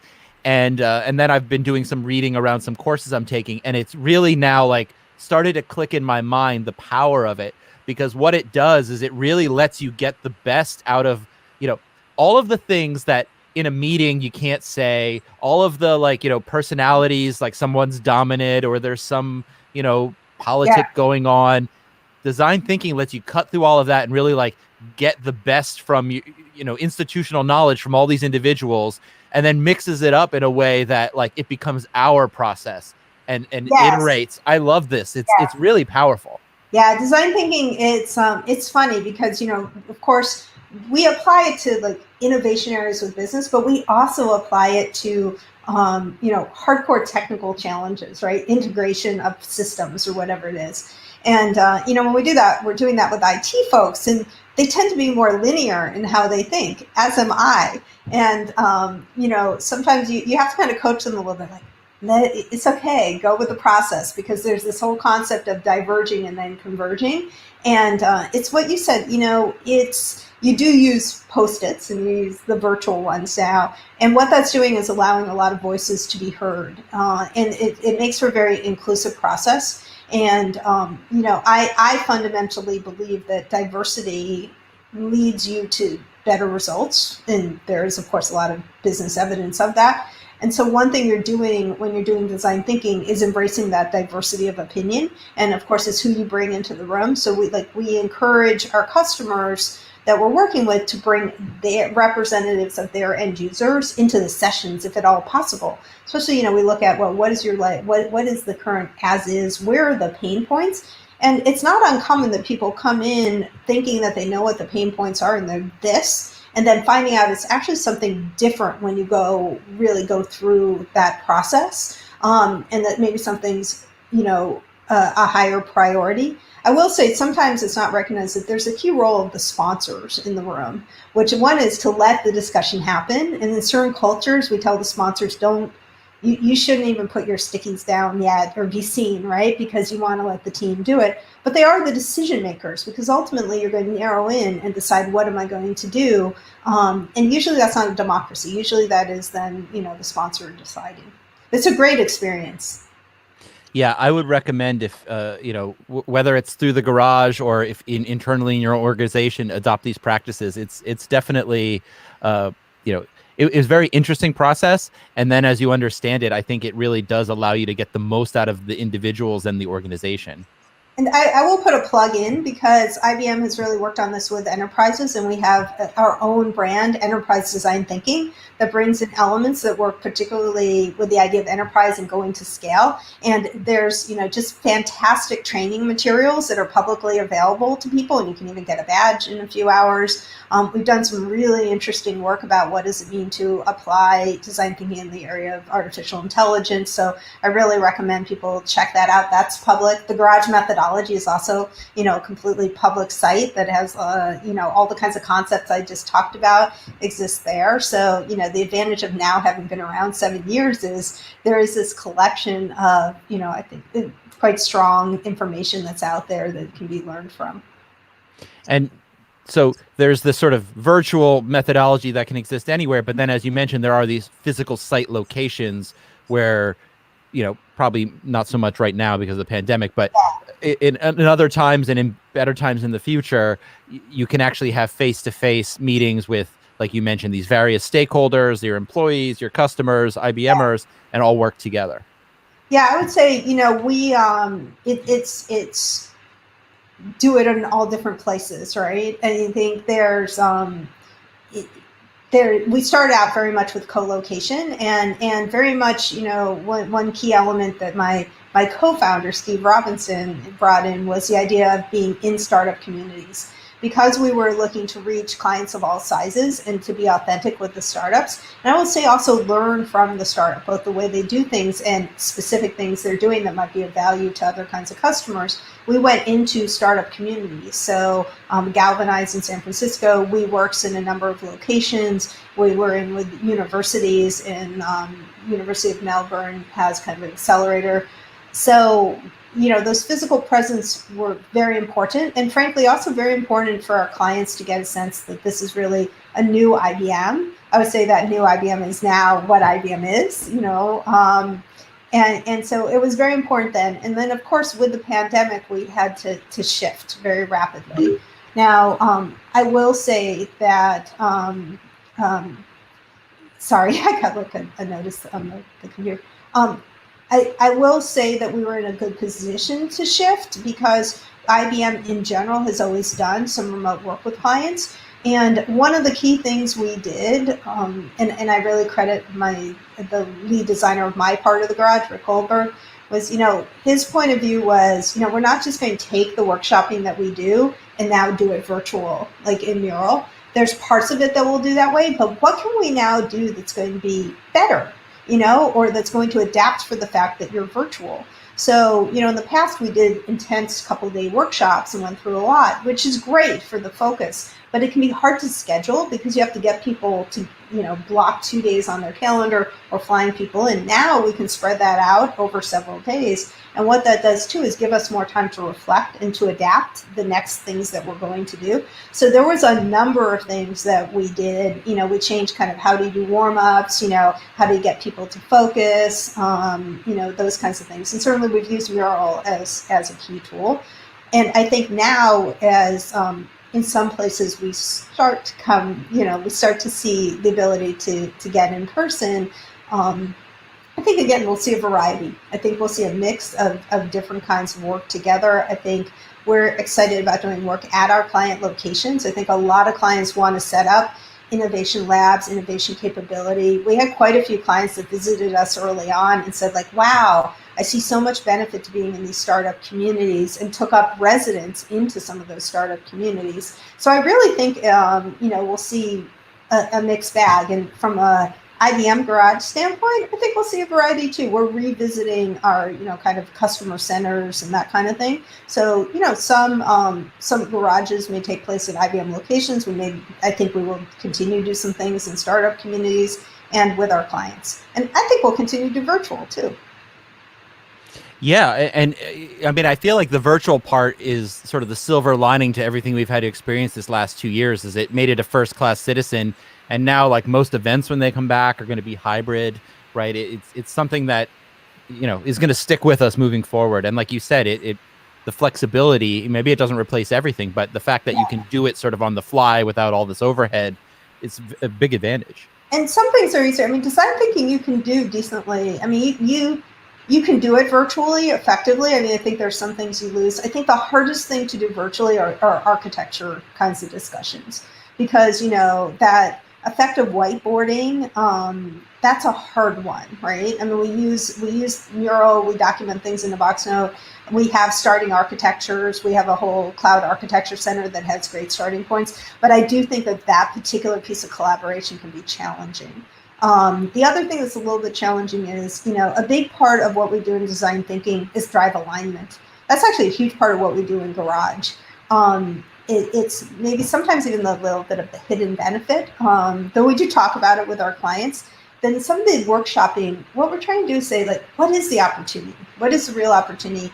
And how do we scope that down? And when you do that and you bring together people from different parts of a company, so business with IT ideally, sometimes with operations, sometimes multiple areas of business, we find they can usually use some alignment. And, when you say to people, where's the greatest pain point in this client journey? And you have these people saying all these different things, it's a great opportunity to drive that kind of alignment. I think we can do that virtually. I think that's, again, sometimes where, having people in person can help. That's very interesting. And I was just actually reading something in my my studies this week about how, people sometimes complain about, say, politics or silos or the challenges that you have in any company, but especially present in an enterprise.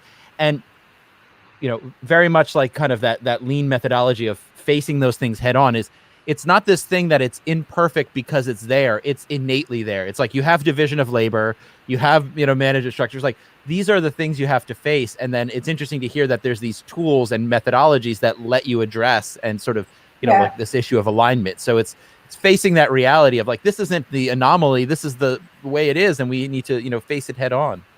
Yeah. And I think it's different. It's interesting when you think about those realities because, we're often being brought in to help drive change, right? I mean, sometimes it's very specific, like we want to improve our approval of insurance claims or something, right?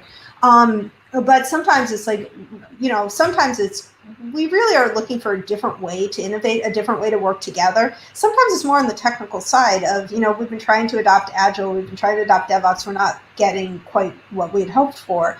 And so we bring in it's a very experiential approach. So ideally, we put together a squad of our people with the client's people, and we execute on something specific. But the other thing we're really doing is they're taking the approach out for a test drive, and they're seeing what would this mean in my organization. And then when you think about adoption, there's different schools of thought around that. Sometimes it's, I feel like we really need to do something different. And I'm going to start in this area, and we're going to focus on this, and we're going to take a group of people, and we're really going to transform how work is done here as the exemplar to other parts of the organization. And we're going to take a more dramatic approach to it. And then the question is, how deep do you go, right? Because a lot of our clients, they fund things on a project basis versus a product basis. So what's the ongoing, right? And the idea of really doing incremental delivery is a new thought, right? So, that's great for some clients. And I love when we get to do that and really prove it out. And I always recommend the first thing you do should be the more pure approach. But then, for some clients, it's like, that is too much change. That's too much change at one time. Or I really want this to apply across my organization. I have 1,000 developers, and it becomes more of, a transformation program that's going to be more broadly focused. It's going to go more incrementally. And then we look at what's the most important thing to bring in? Often it's automation, right? Often it's automation. Often it's, I believe you have to be very careful of the Agile ceremonies, that they're not just ceremonies, but that they're going to the Agile principles underneath it. So, I think we find that you can expand in these different directions. The other thing we're bringing in from a garage perspective on the business side is the idea that you really want to generate a whole bunch of ideas, a whole bunch of innovations, potential innovations, and then start, vetting them and investing incrementally and deciding which ones do I invest in doing an MVP. And then having done the MVP, which one do I invest more in of doing the next one or of taking it to scale? And some of them defunding, right? We work with our clients where we set up a garage capability jointly that they create, this kind of innovation factory using the garage approach.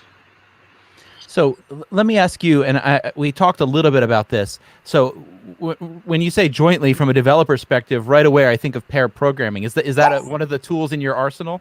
Yeah. Oh, absolutely. So, and I would say when we started, maybe slightly more controversial tool, which I think has become less the case as time's gone on. So I personally am a huge fan of pair programming. I learned Agile through extreme programming. So that has been more the base for what we've done than Scrum, but you can just adapt, and bring different elements in.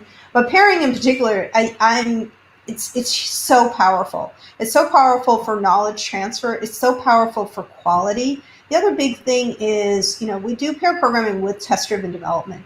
And test-driven development requires a lot of discipline, as does, I will say, frequent, check-ins, right? So really doing continuous integration means you do a small piece of code, you check it in, ideally with automated tests, and you go on to the next part, right? And pair programming helps to support using all the other practices. It helps to ensure that you have high quality built in from the beginning. And the various studies have been done. They were done, a while ago about that it's actually more productive. And they were done before the cell phone. I was looking for my cell phone, but before the cell phones were dominant, because now people's attention spans are shorter. And so the fact that we're pairing together means we're very focused. So I think, pairing is huge, and test-driven development is another, really critical piece of our arsenal. Even more than test-driven development, I would say, is test automation. Because sometimes if you're doing like a modernization or something, it may not be development so much, but getting that test automation is what's going to allow you to go really fast. Because what you want to be able to do is make changes and be assured that they're not breaking anything. So now when you have automated tests and you're checking things in using really good, Git practices of branching, merging, et cetera, and doing automated build, now you really know that, wow, I need to make a big change. I made the change, but I know it's not breaking anything. And that's what gives you speed. So that totally, intuitively it makes sense just because of those tight feedback loops, but it's so interesting to hear that it's been sort of studied and it's true, because it does make sense to me that would be, and getting, specific answers versus just going and searching something and having to look versus getting that tight feedback loop. The other thing that's really important, especially in today's job market, is shared knowledge, right? So, we all appreciate the heroes in various parts of the enterprise. We all know who they are. I worked with an enterprise for a long time, and his name was Fred, and he happened to be an IBM employee. And and it's like, that's not a good, Fred's awesome, but you really don't want Fred having to fix all of your outages. What you want is for Fred's knowledge to be shared and shared throughout, because heaven forbid, Fred quits or gets run over by a bus, the classic. And so when we do pairing, we want to repair people. So you work on one piece of code today, and we sometimes even do it daily. You work on another piece of code tomorrow. And what that does is create a shared knowledge across the team of the code, of the architecture. We do this for, GitOps as well, so that it's all shared, and then Fred can go on vacation. So there's a lot of benefits to it. And frankly, with the kind of turnover that we're seeing in various companies, actually across, right? I mean, the great resignation, pairing is one of the ways to make sure that you're really distributing that expertise, and also upskilling. That totally makes sense. And, it makes me also think too, like, it's a great way to build relationships within the company. Like, people actually can know each other because they've worked and you've rotated. So you mentioned skills. So let me ask you that, like, while we're kind of down in the nitty gritty here, from your perspective, overseeing the garage, what are sort of the hot in-demand skills? What are trends you're seeing there? So, yeah, and you and I prepped this one a little bit, right? So it's COBOL. If you want to think about where's the most urgency on skills, it's COBOL and mainframe. And the reason for that is because the average age of a COBOL programmer, I believe, is 57 right now. And so it is fundamentally an aging group, right? And we know this. And those systems are still, they're up, they're running, and frankly, some of them work really well, right? Now, of course, there's lots of motion going on to what does it mean to modernize them. And I would say that skills are a major driver of that. Not the only one, of course. There's lots of other reasons as well. And that may be a surprising answer, but certainly there's others, right? So SRE, I think if you look at it from a marketplace, SRE, and SRE being site reliability engineering, and really around the automating of operations of environments.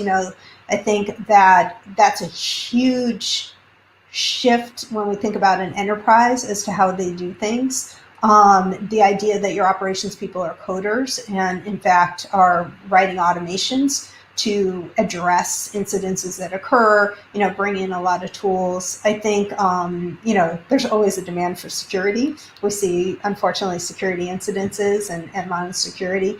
I think interestingly enough, what we found is I think there's a lot of people studying data and data science, and they all want to go out and build the really complicated machine learning models and do deep learning, and which is like super cool, super fun.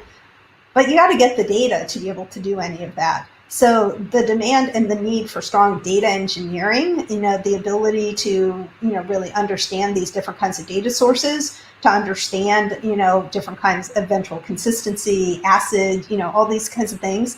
And what does it mean to do data virtualization? I think that there's a real demand for that. And I would say across systems. So where there are people who are, of course, very deep experts on DB2, Oracle, et cetera, and that's still needed. I think it's knowing how to take structured, unstructured data, and start to bring that together is a super, super key skill. And there's lots of others. I'm just touching on some, I don't want any of my team to feel left out, that their skills aren't important.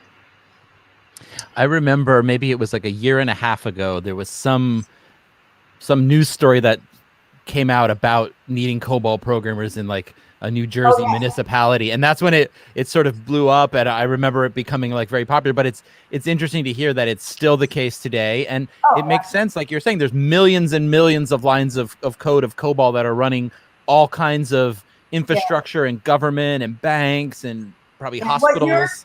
And by the way, a lot of it works really well. It works really well. What you're thinking of is what happened with the unemployment submissions, right? And it wasn't just New Jersey, it was multiple states, because in fact, their systems are old and they just were not designed for the volume that hit them, right? And I was not directly involved with that, but I know IBM was involved with quite a few customers of, increasing the capacity very quickly. And, that's where you do hit, they don't have the benefit of being on a hyperscaler, cloud, because of course with a hyperscaler cloud, now you can hyperscale, so you can add more capacity in a way that you can't just, most companies can't just drop in a new mainframe. So hopefully they can tweak it so that they can turn on more capacity potentially. I mean, there are things you can definitely do to bring more capacity online, but it takes that expertise to do it too.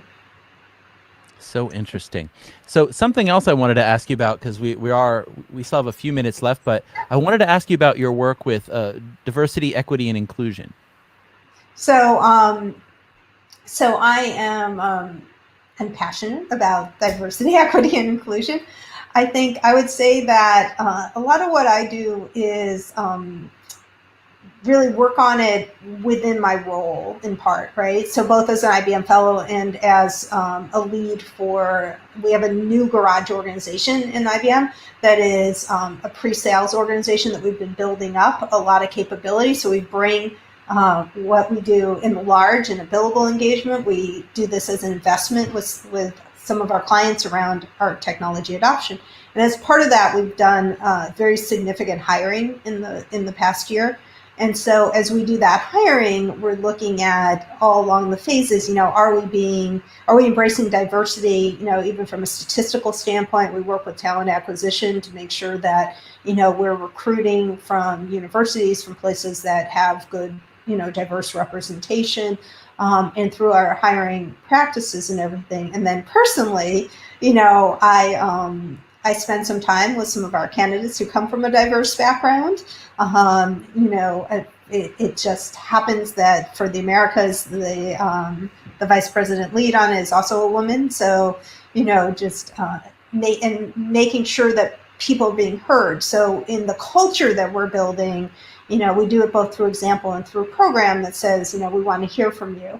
And that's, for different levels of experience, so encouraging people to come bring their ideas. I think a lot of inclusion is actually through what you do on a day-to-day basis, the tone that you take, I think it is also using some design thinking types of techniques. I think it's being willing to experiment with different kinds of ways of doing things. Like we've had people suggest being a little bit more dynamic in how we do some of our staffing, that maybe comes from more the millennial generation, something like that. And it's like, yeah, let's see what we can do. What can we do? Because people work in different ways. Yeah, so I think, and IBM has a lot of very strong programs. So another thing that I do is I work as part of our overall technical vitality, as do all of the technical executives in IBM. And we proactively, have programs to ensure that our talent, our diverse talent is getting opportunities is one of the key things. That they get opportunities, that they get mentorship, that it's equitable. So I think, and I must say, for me anyway, IBM has been a terrific place to work in terms of, I feel, supporting people of all different kinds of diversity.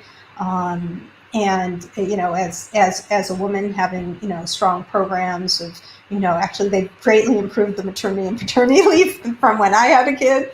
But, proactively, we see a lot of good things. I think it's a very good place to work for diversity and inclusion. That's heartening to hear that we're, approaching it in the contemporary way. But I wanted to mention, I recently did a training module around this, and it was interesting to hear the history of, and actually it's, we often think of companies as being a little bit sort of cold and heartless, and granted they're not that warm and fuzzy, but every step of the way, IBM is actually a pretty good track record as far as being ahead of the curve, which I was impressed with it. Recently, IBM's been an active supporter for DACA. The one that was really striking to me was, IBM was the first company to recognize domestic partnership for the sake of for insurance of any major company back in, I believe it was 1991. IBM also has a history of, being very early and having, executives of different ethnicities and genders, managers. So I think it is, truly a strong track record. Yeah, fascinating. And one of the things too, being global, this surprised me a little bit, was that, it actually then brings that to places that maybe you wouldn't necessarily, it kind of creates a safe space in places that maybe wouldn't have that in, say, the political government or something like this. Very interesting. Yeah, I remember a colleague of mine in IBM who was in Germany, who's gay, was able to get the partnership benefits and everything that hadn't really existed there. So, there's again, I think we are a good company for that and continue to do that. And I see it on a day-to-day basis, and when we're trained, we have good training that we do as well. We do, there's training around, the subtleties of sexual harassment, bullying, of all these kinds of things, and they're very well done. I concur. I've gone through. I'm up to date on all my training, and I must say it's quality stuff, and it makes you proud to be a part of a company that is this way.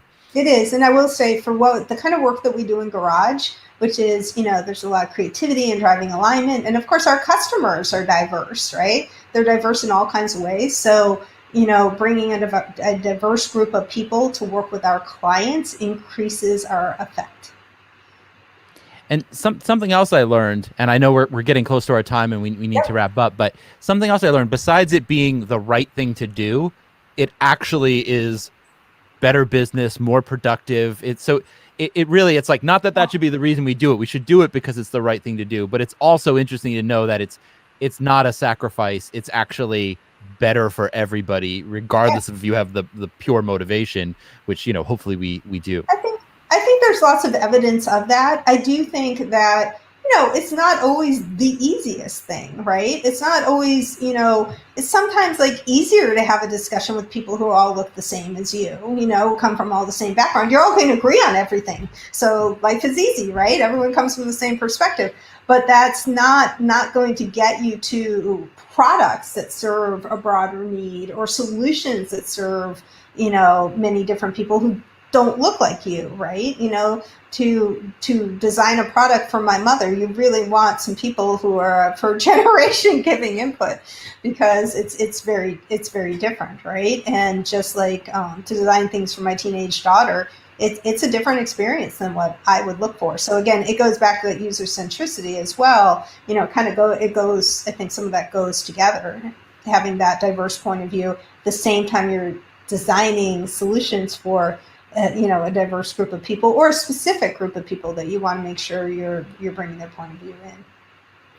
Well, thank you so much for your time, Rachel. We really covered an amazing amount in half an hour. I can't believe we covered all the topics we did. I would actually go ahead. I was just going to say, I can see who's up next, Dr. Max. Dr. Max, he's a buddy of mine. Let's bring him in. Let's say hello to him. Here's Dr. Max. Oh, Dr. hey, Max. You're on mute.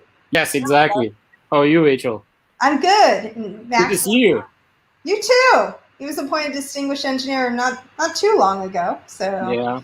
Very, very well deserved. Has been an awesome leader in our open source community, which I'm guessing is what you're going to talk about. So maybe talk about other things, right? Max and I got to work. We worked. So Max helped set up the garage, right? So when we very first started in San Francisco, Max lives in the Bay Area. You know, we announced it, and frankly, it was like me and a contract with Galvanize, and we had to interview people and bring them in, and Max did a whole bunch of the initial interviewing and met with some of the clients, and, you know, was just an outstanding friend and partner to the garage. And as much as I've tried to recruit him into the organization over the years, he's kept his passion for open source. I still work for you remote, you know, virtually. Whatever she needs, Rachel gets it done. So anyway, that's very good to nice. see you. Yeah. Hey, someone's telling me I should ask you to sing. Me? I don't know. Do you sing? No, Yeah. I don't know how to sing. I think somebody's. I see it's Doug. You should put him on because he's going to have a conversation with me. Okay. I have a terrible voice, so I'll leave that to you.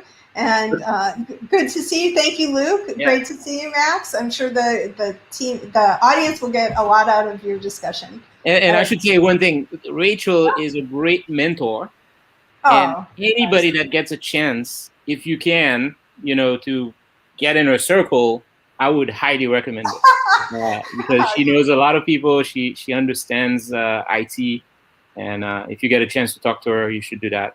Whether you're a man, woman, whatever, you know, talk to her. No, you're very we were talking about diversity, right? So you're very kind, and, you know, we should get together and have a drink one of these days. Yeah, one day. Yeah.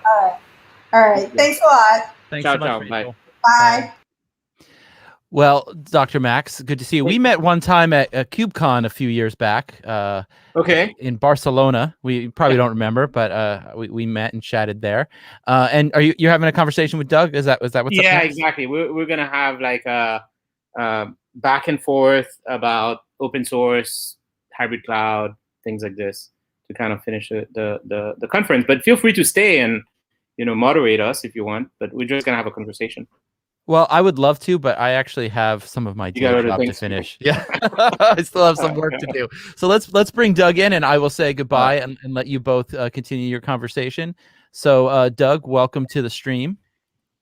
Doug never shows his face, so that way or not. That's okay. No. Just for you, Max. Just for you. I will do it. Okay, there you go. Hold on a minute. Somebody's pinging me. Hold on. Jeez. All right. Well, thank you, Luke. Thank you. Take care, guys. All right. Bye. Okay. So, Doug, we're supposed to end the conference. Yeah. Hey, sorry. Somebody keeps. I got to turn the screen off. Sorry. Somebody keeps busy, man. Yeah, I know. All right. Cool. Very hectic. So, hey, how's it going? It's been a while. I'm well. Anyway, right? All the time. Yeah. Yeah. So, I think when Syed asked me to if I wanted to do this, he said, we should do kind of like an interview. But I figured, you know, it's not fair to do an interview when we're peer and we both have different opinions, I think. And you and I, you know, go a long ways in terms of we've worked together for a long time. But we tend to have different opinions, but we tend to be able to discuss them, which I think is a really good thing. because we don't necessarily get into fights. Yes, we discuss a lot of things. Yes, we do. Exactly. So let's try to do this time, right? And kind of finish the conference. Okay. So I guess just by introduction. So Max, some people, I guess Dr. Max kind of caught on. I used to work in research before being in development, and even in research, I used to work with Doug and Chris Ferris. But I guess the main thing for me in my background is that I worked on some of the technologies that became kind of PaaS, or at least what we called PaaS at the time. And of course, that gets you into all kinds of things related to cloud and so on. And eventually, I ended up moving to work closer with Doug and the team that is responsible for open source. And I've stayed there and pretty much in a development role in that team, except that recently I've also gotten more responsibility around helping the sales team. So like connecting not only open source with the product team, but also connecting with the sales team and helping them, especially on our ISV mission. So that's kind of my background very quickly. Yeah. For those who don't know me, I'm Doug Davis, obviously from IBM as well. I am the technical product manager for a product from IBM Cloud called Code Engine. Think of it as sort of a combination of functions plus platform as a service plus a simplified Kubernetes experience, all sort of wrapped up into one. As Max said, we've been working together for quite a long time now. I actually used to be part of Max's organization, which is, I couldn't describe it as sort of the open source part of IBM more than anything else. You guys investigate new open source technologies for the rest of IBM does. It's always bleeding edge type stuff, which is really cool. And I want to say, gosh, how long it's been? Maybe 2 years ago, I switched over from that group to where I am now, mainly because I wanted to try something a little different and get a little closer to the product area. Because you guys, in your group, we always had a lot of fun there because we had no expectation of making money, right? It was always sort of a researchy kind of thing, and it was always cool, right? We were there to help out the product teams, but we ourselves did not directly make money or even try to because we were open source and researchy. But that means we had a different set of expectations and things to focus on. And I want to get a little closer to the product areas to get a little bit more, because it had been years since I worked on a product team. So I want to get back to that and see what it was like. And that's why I decided to switch over to the cloud stuff. And that's how I got sort of involved in Code Engine there. And it was a nice transition because Code Engine is very heavily based on Knative, which is one of the open source projects that my old group, your current group, is obviously very heavily focused. Exactly, yeah, that duck type. It all kind of ties together, and that's why we couldn't leave the sphere that we're both in, right? We still bump into each other all the time because it's all cool. So I think we'll just kind of go back and forth with some questions, and hopefully that will be interesting to the viewers. I'll start first. I think obviously you moved from doing pure development in our group to now being the product manager for a significant product, Code Engine. I recommend people to take a look at it. It's our serverless solution on the IBM Cloud. So my first question to you is, first, how much fun are you having or not? and what is the advantage of building something like this, like Code Engine on OSS, on open source software? Because obviously you had a choice. I believe IBM even had a serverless solution that wasn't based, or at least we kind of control the open source versus something new. And we could have also not used open source, right? Because people use it online, so they don't necessarily have access to the code directly. So what are the advantages and maybe some disadvantages? Yeah, I would say probably the biggest advantage that I've noticed with using open source technology, or there are two things that come to mind. One is, while IBM is great and we have a really, really ton of smart people in the company,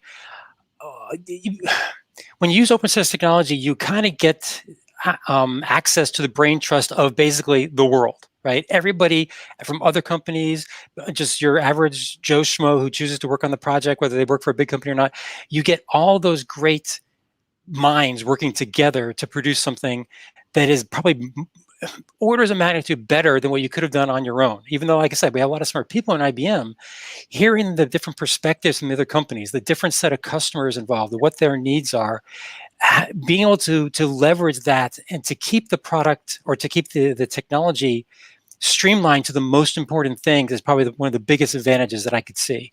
Now, there are obviously some disadvantages, and you kind of, were asking about that too. Probably I think one of the most interesting things is, how do I say this? The loss of control.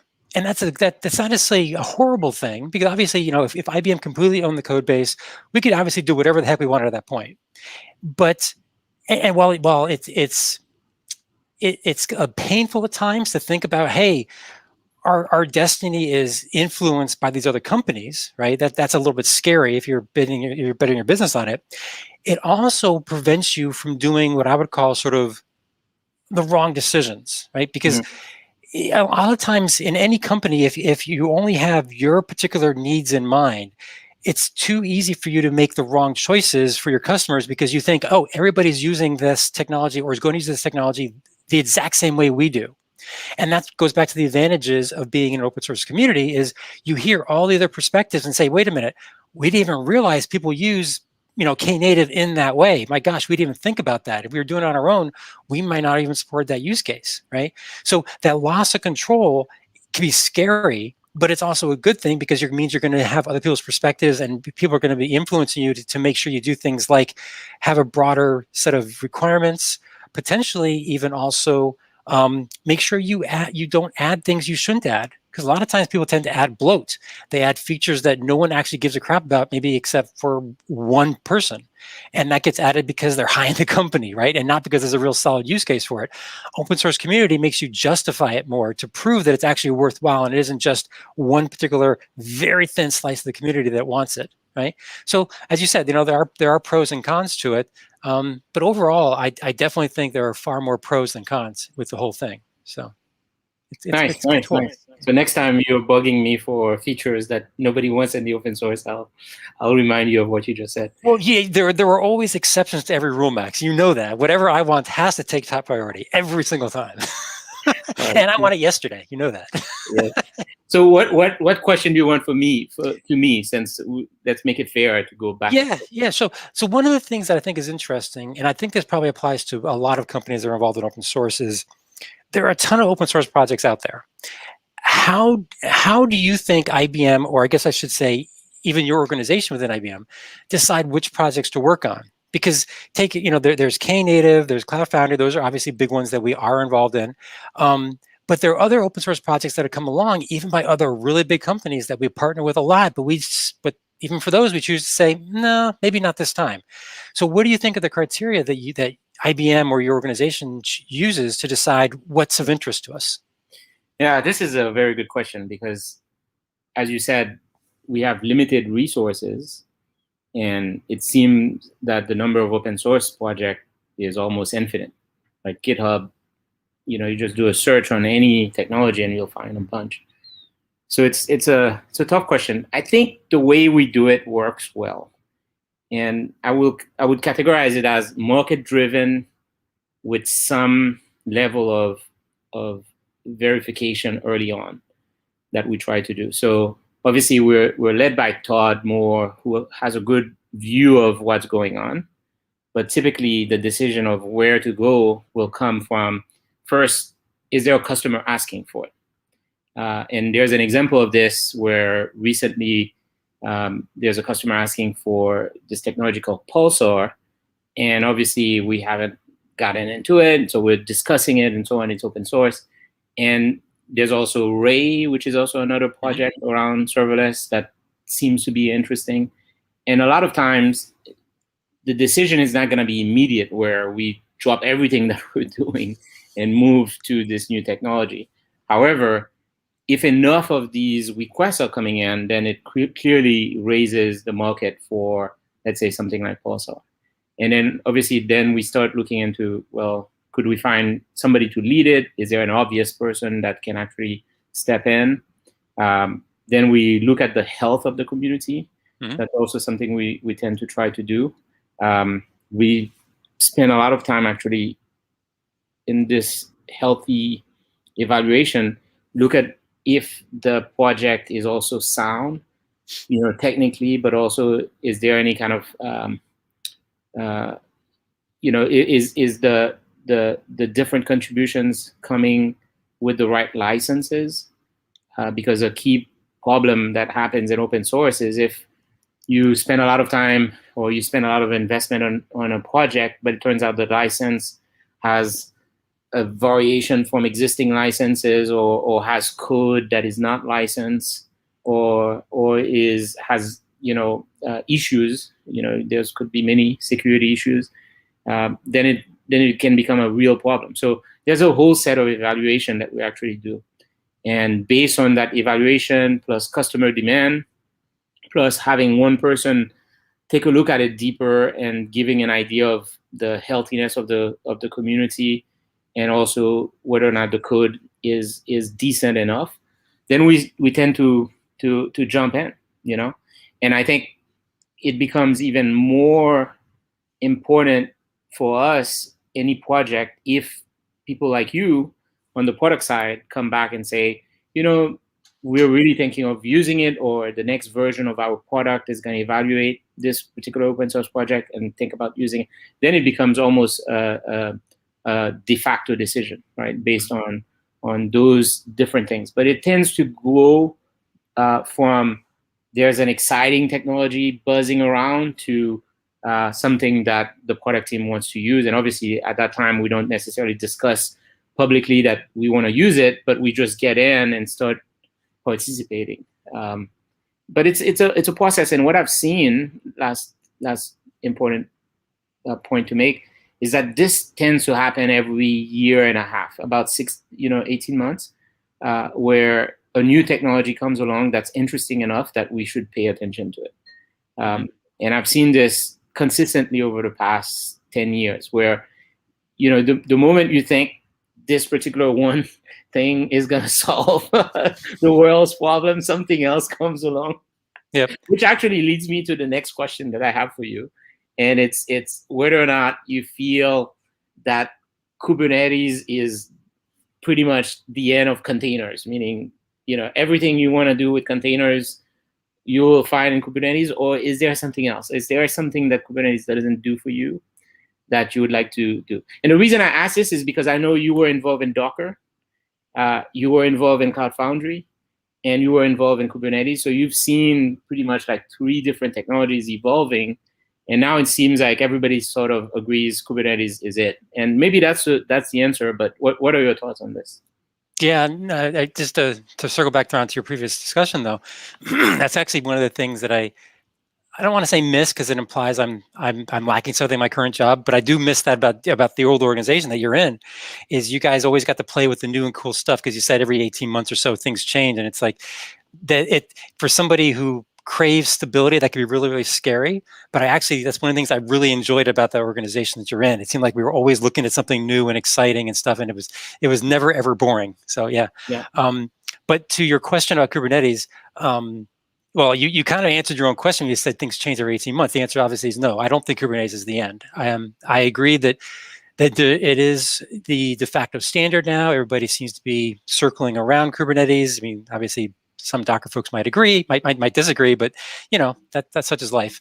But I don't think Kubernetes is the end game, mainly because I don't think that Kubernetes is the right user experience that we want people to have long term. Kubernetes is really nice from an underlying technology perspective. It manages containers very well, has a boatload of features, but Kubernetes is not the user experience people should have to have, right? You should not have to spend weeks, months, or more learning your platform just to host a simple application, right? And Kubernetes, for all the features, is not easy to use. And that's why things like Code Engine actually came about, or even Knative, since we're focusing more on open source technology, right? If you look at Knative, it says Kubernetes is great, but there has to be a simpler way to get 80 to 90% of the use cases solved, which is, hey, I just want to host a simple function, a simple web app, a simple serverless kind of a thing, and I need it to auto scale, scan down to 0, all that kind of basic stuff. can't we produce that or let people leverage that piece of technology without forcing them to learn YAML, force them to learn about pods, replica sets, and deployments, and all the other stuff? And therefore, Knative was born, right? So I don't think Kubernetes is the end game from an end user perspective. I think things like Code Engine, Knative will continue to push the boundary in terms of how they expose the technology to the end user. But likewise, I think once you do that and people start realizing that, wait a minute, it's actually this higher level of abstraction that really matters for the end user. As long as they get the functionality they want, then people will start realizing, well, wait a minute, maybe I don't need Kubernetes under the covers. And it opens the door for the next Kubernetes to come along. Not because I think that Kubernetes is actually missing something from a technology or feature perspective, but just somebody else really, really smart will come up with something and say, hey, there's a better way you can get the same end user experience, but maybe with a smaller footprint, right? You got people doing things like taking, what's that company name? The K3S guys, Darren. They were bought out. I can't remember the name. The guys who created, the smaller Kubernetes deployment, K3S. Yeah. And so I know they're still based on Kubernetes, but the idea that they took Kubernetes, I think they got rid of etcd, replaced it with MySQL or some sort of SQL variant, and they looked at it and said, can we make this smaller? Can we make some changes, some fundamental changes on the covers, but still keep the same API? I think those kind of opportunities are going to present themselves more once people realize it's really the user experience that matters more to people. So I think that's where we're actually going to see more innovation coming around, is what can we do to make Kubernetes smaller, faster, a little more responsive, because it's getting kind of large now, shall we say? Yeah. K3S.io. Yeah, maybe. I don't remember. They're lightweight Kubernetes. Yeah, I feel so bad. I can't remember the company name. It's right on the tip of my tongue, but I just can't remember it. Oh, I know the company name. Yeah, they were bought up by somebody that. Yeah. Anyway, it's going to kill me. But anyway, let me turn this around. Oh my gosh, we're running low on time. Let me turn this around and ask you the next question that I had in mind. So obviously IBM bought Red Hat, and we're talking about how we work in the open source community and stuff. How has working in the open source community, in your opinion, changed now that IBM's bought Red Hat? Or has it changed? Or is it just, hey, we got more people now that we consider, partners, or even though they were partners before, it's like closer partners, put it that way. Yeah. It definitely has changed a little.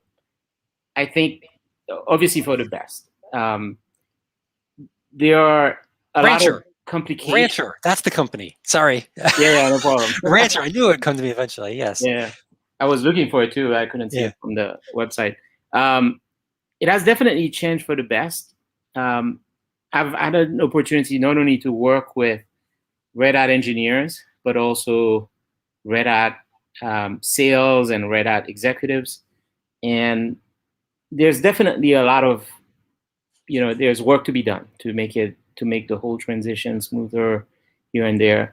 But overall, I think we're sort of accelerating. If you think of a car, I drive a stick shift, and if you think like you're getting in the highway and you on fourth and you want to be on fifth or sixth gear, we're kind of like going into fifth gear, I feel. From an open source perspective, I think I'll give you an example of a concrete thing that I started doing more that I wasn't doing before I started working with Red Hat. So in Cloud Foundry, we spent a lot of time doing pair programming. So we wouldn't do review of code because people knew you had two people working on the same code all the time. And then every now and then you get a PR and you review it, you spend time on that and so on. In Kubernetes land, or at least Knative, everybody's disparate, multiple places. And a lot of the folks that I was working with initially, and still on Knative, are all from Red Hat. And one of the things that I saw them do a lot of is spend time reviewing code. So what I mean by this is when you send a PR, there's always a lot of comments on your PR, and there's always a lot of feedback. And to a point where it can become almost annoying, because obviously you worked on it, you submit it, and people are like really pinpointing every little details. And I think overall, though, that's a very important thing, because if you think about the fact that if you're not pairing, or if you don't have all the team co-located, code that gets into the project can have issues with it, and nobody sees it unless you touch that code again.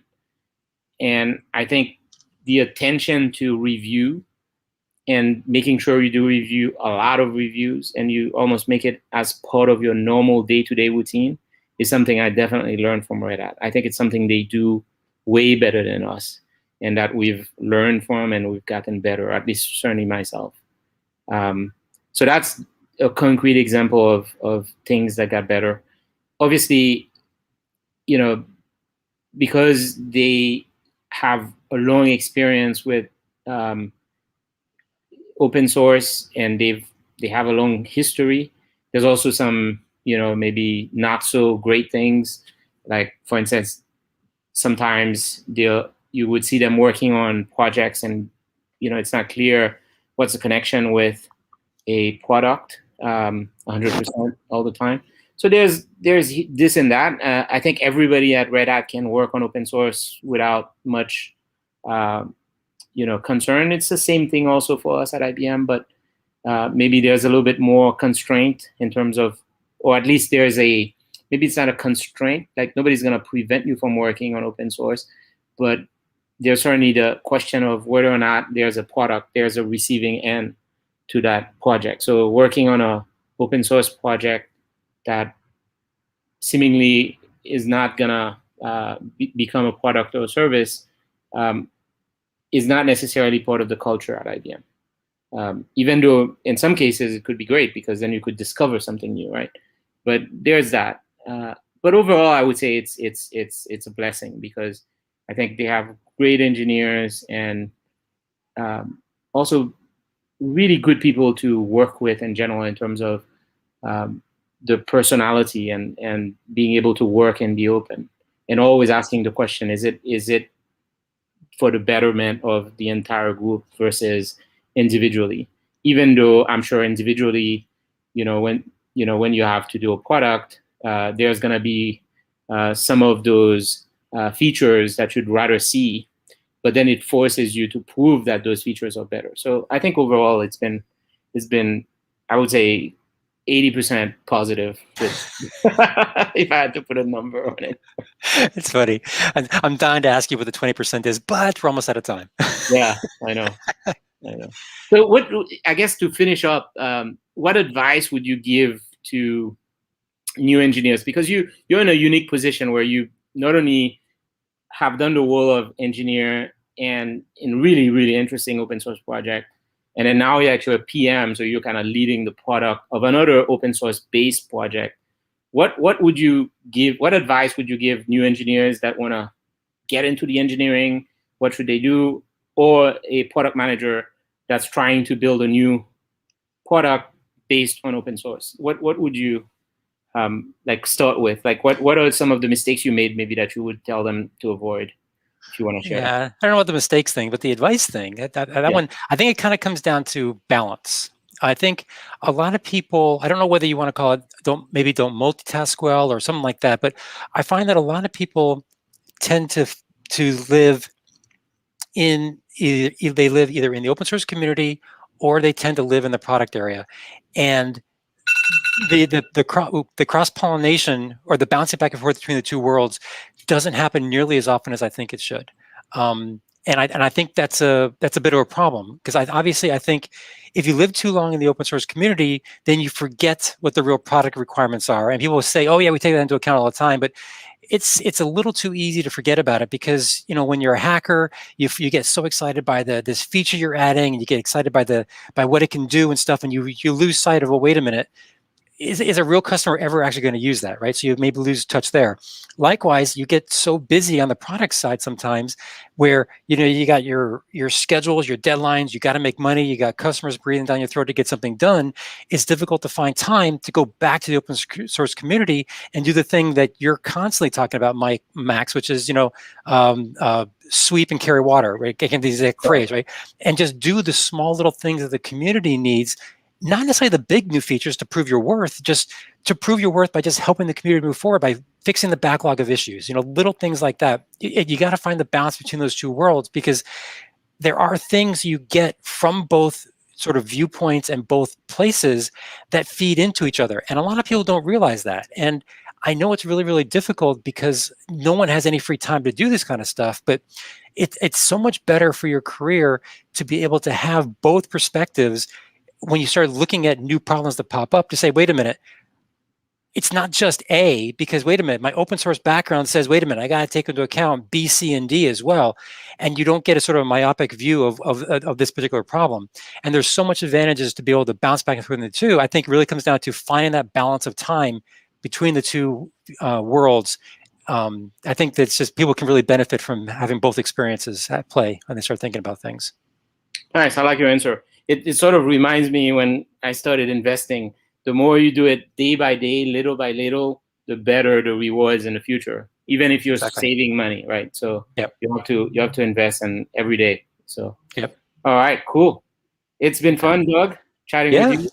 Unfortunately, I don't see you next week or 2 weeks from now in LA, in Los Angeles. No, I'm not going there in person. Unfortunately, too much stuff going on. Couldn't make it. I think this is actually the first. Well, aside from this whole last year, this is the first time that I actually could have gone to KubeCon in person, but didn't go. I've been to every single KubeCon from the very first one. So this is the first one I'm missing in person. But I will be there virtually. I'm actually moderating some sessions and stuff, so I'll be there. Okay. Well, Brad and I are going to go have a steak, so we'll remember. Of course. Yes, of course, a steak. Yes. I will. I miss hanging out with you guys for the good meals. Yes. For that, you're right. All right. Well, it's been fun chatting. And I guess I think we are at the end, so we can just leave. And thank you, everybody, for watching. And I hope you had a good time for this. And ping us. We're on, I think, on LinkedIn and also on Twitter. Mine is just my last name, Maximilien. And Doug, you are? Doug in a box, DUG in a box. There we go. On Twitter, yeah. Exactly. There you go. We'll look for a picture. He does have a picture there. Yeah, there we go. There's the picture. That's what it should have been the whole time. Yes. All right, Doug. Good chatting with you. All right. Talk to you later, Max. Yes, bye, everybody.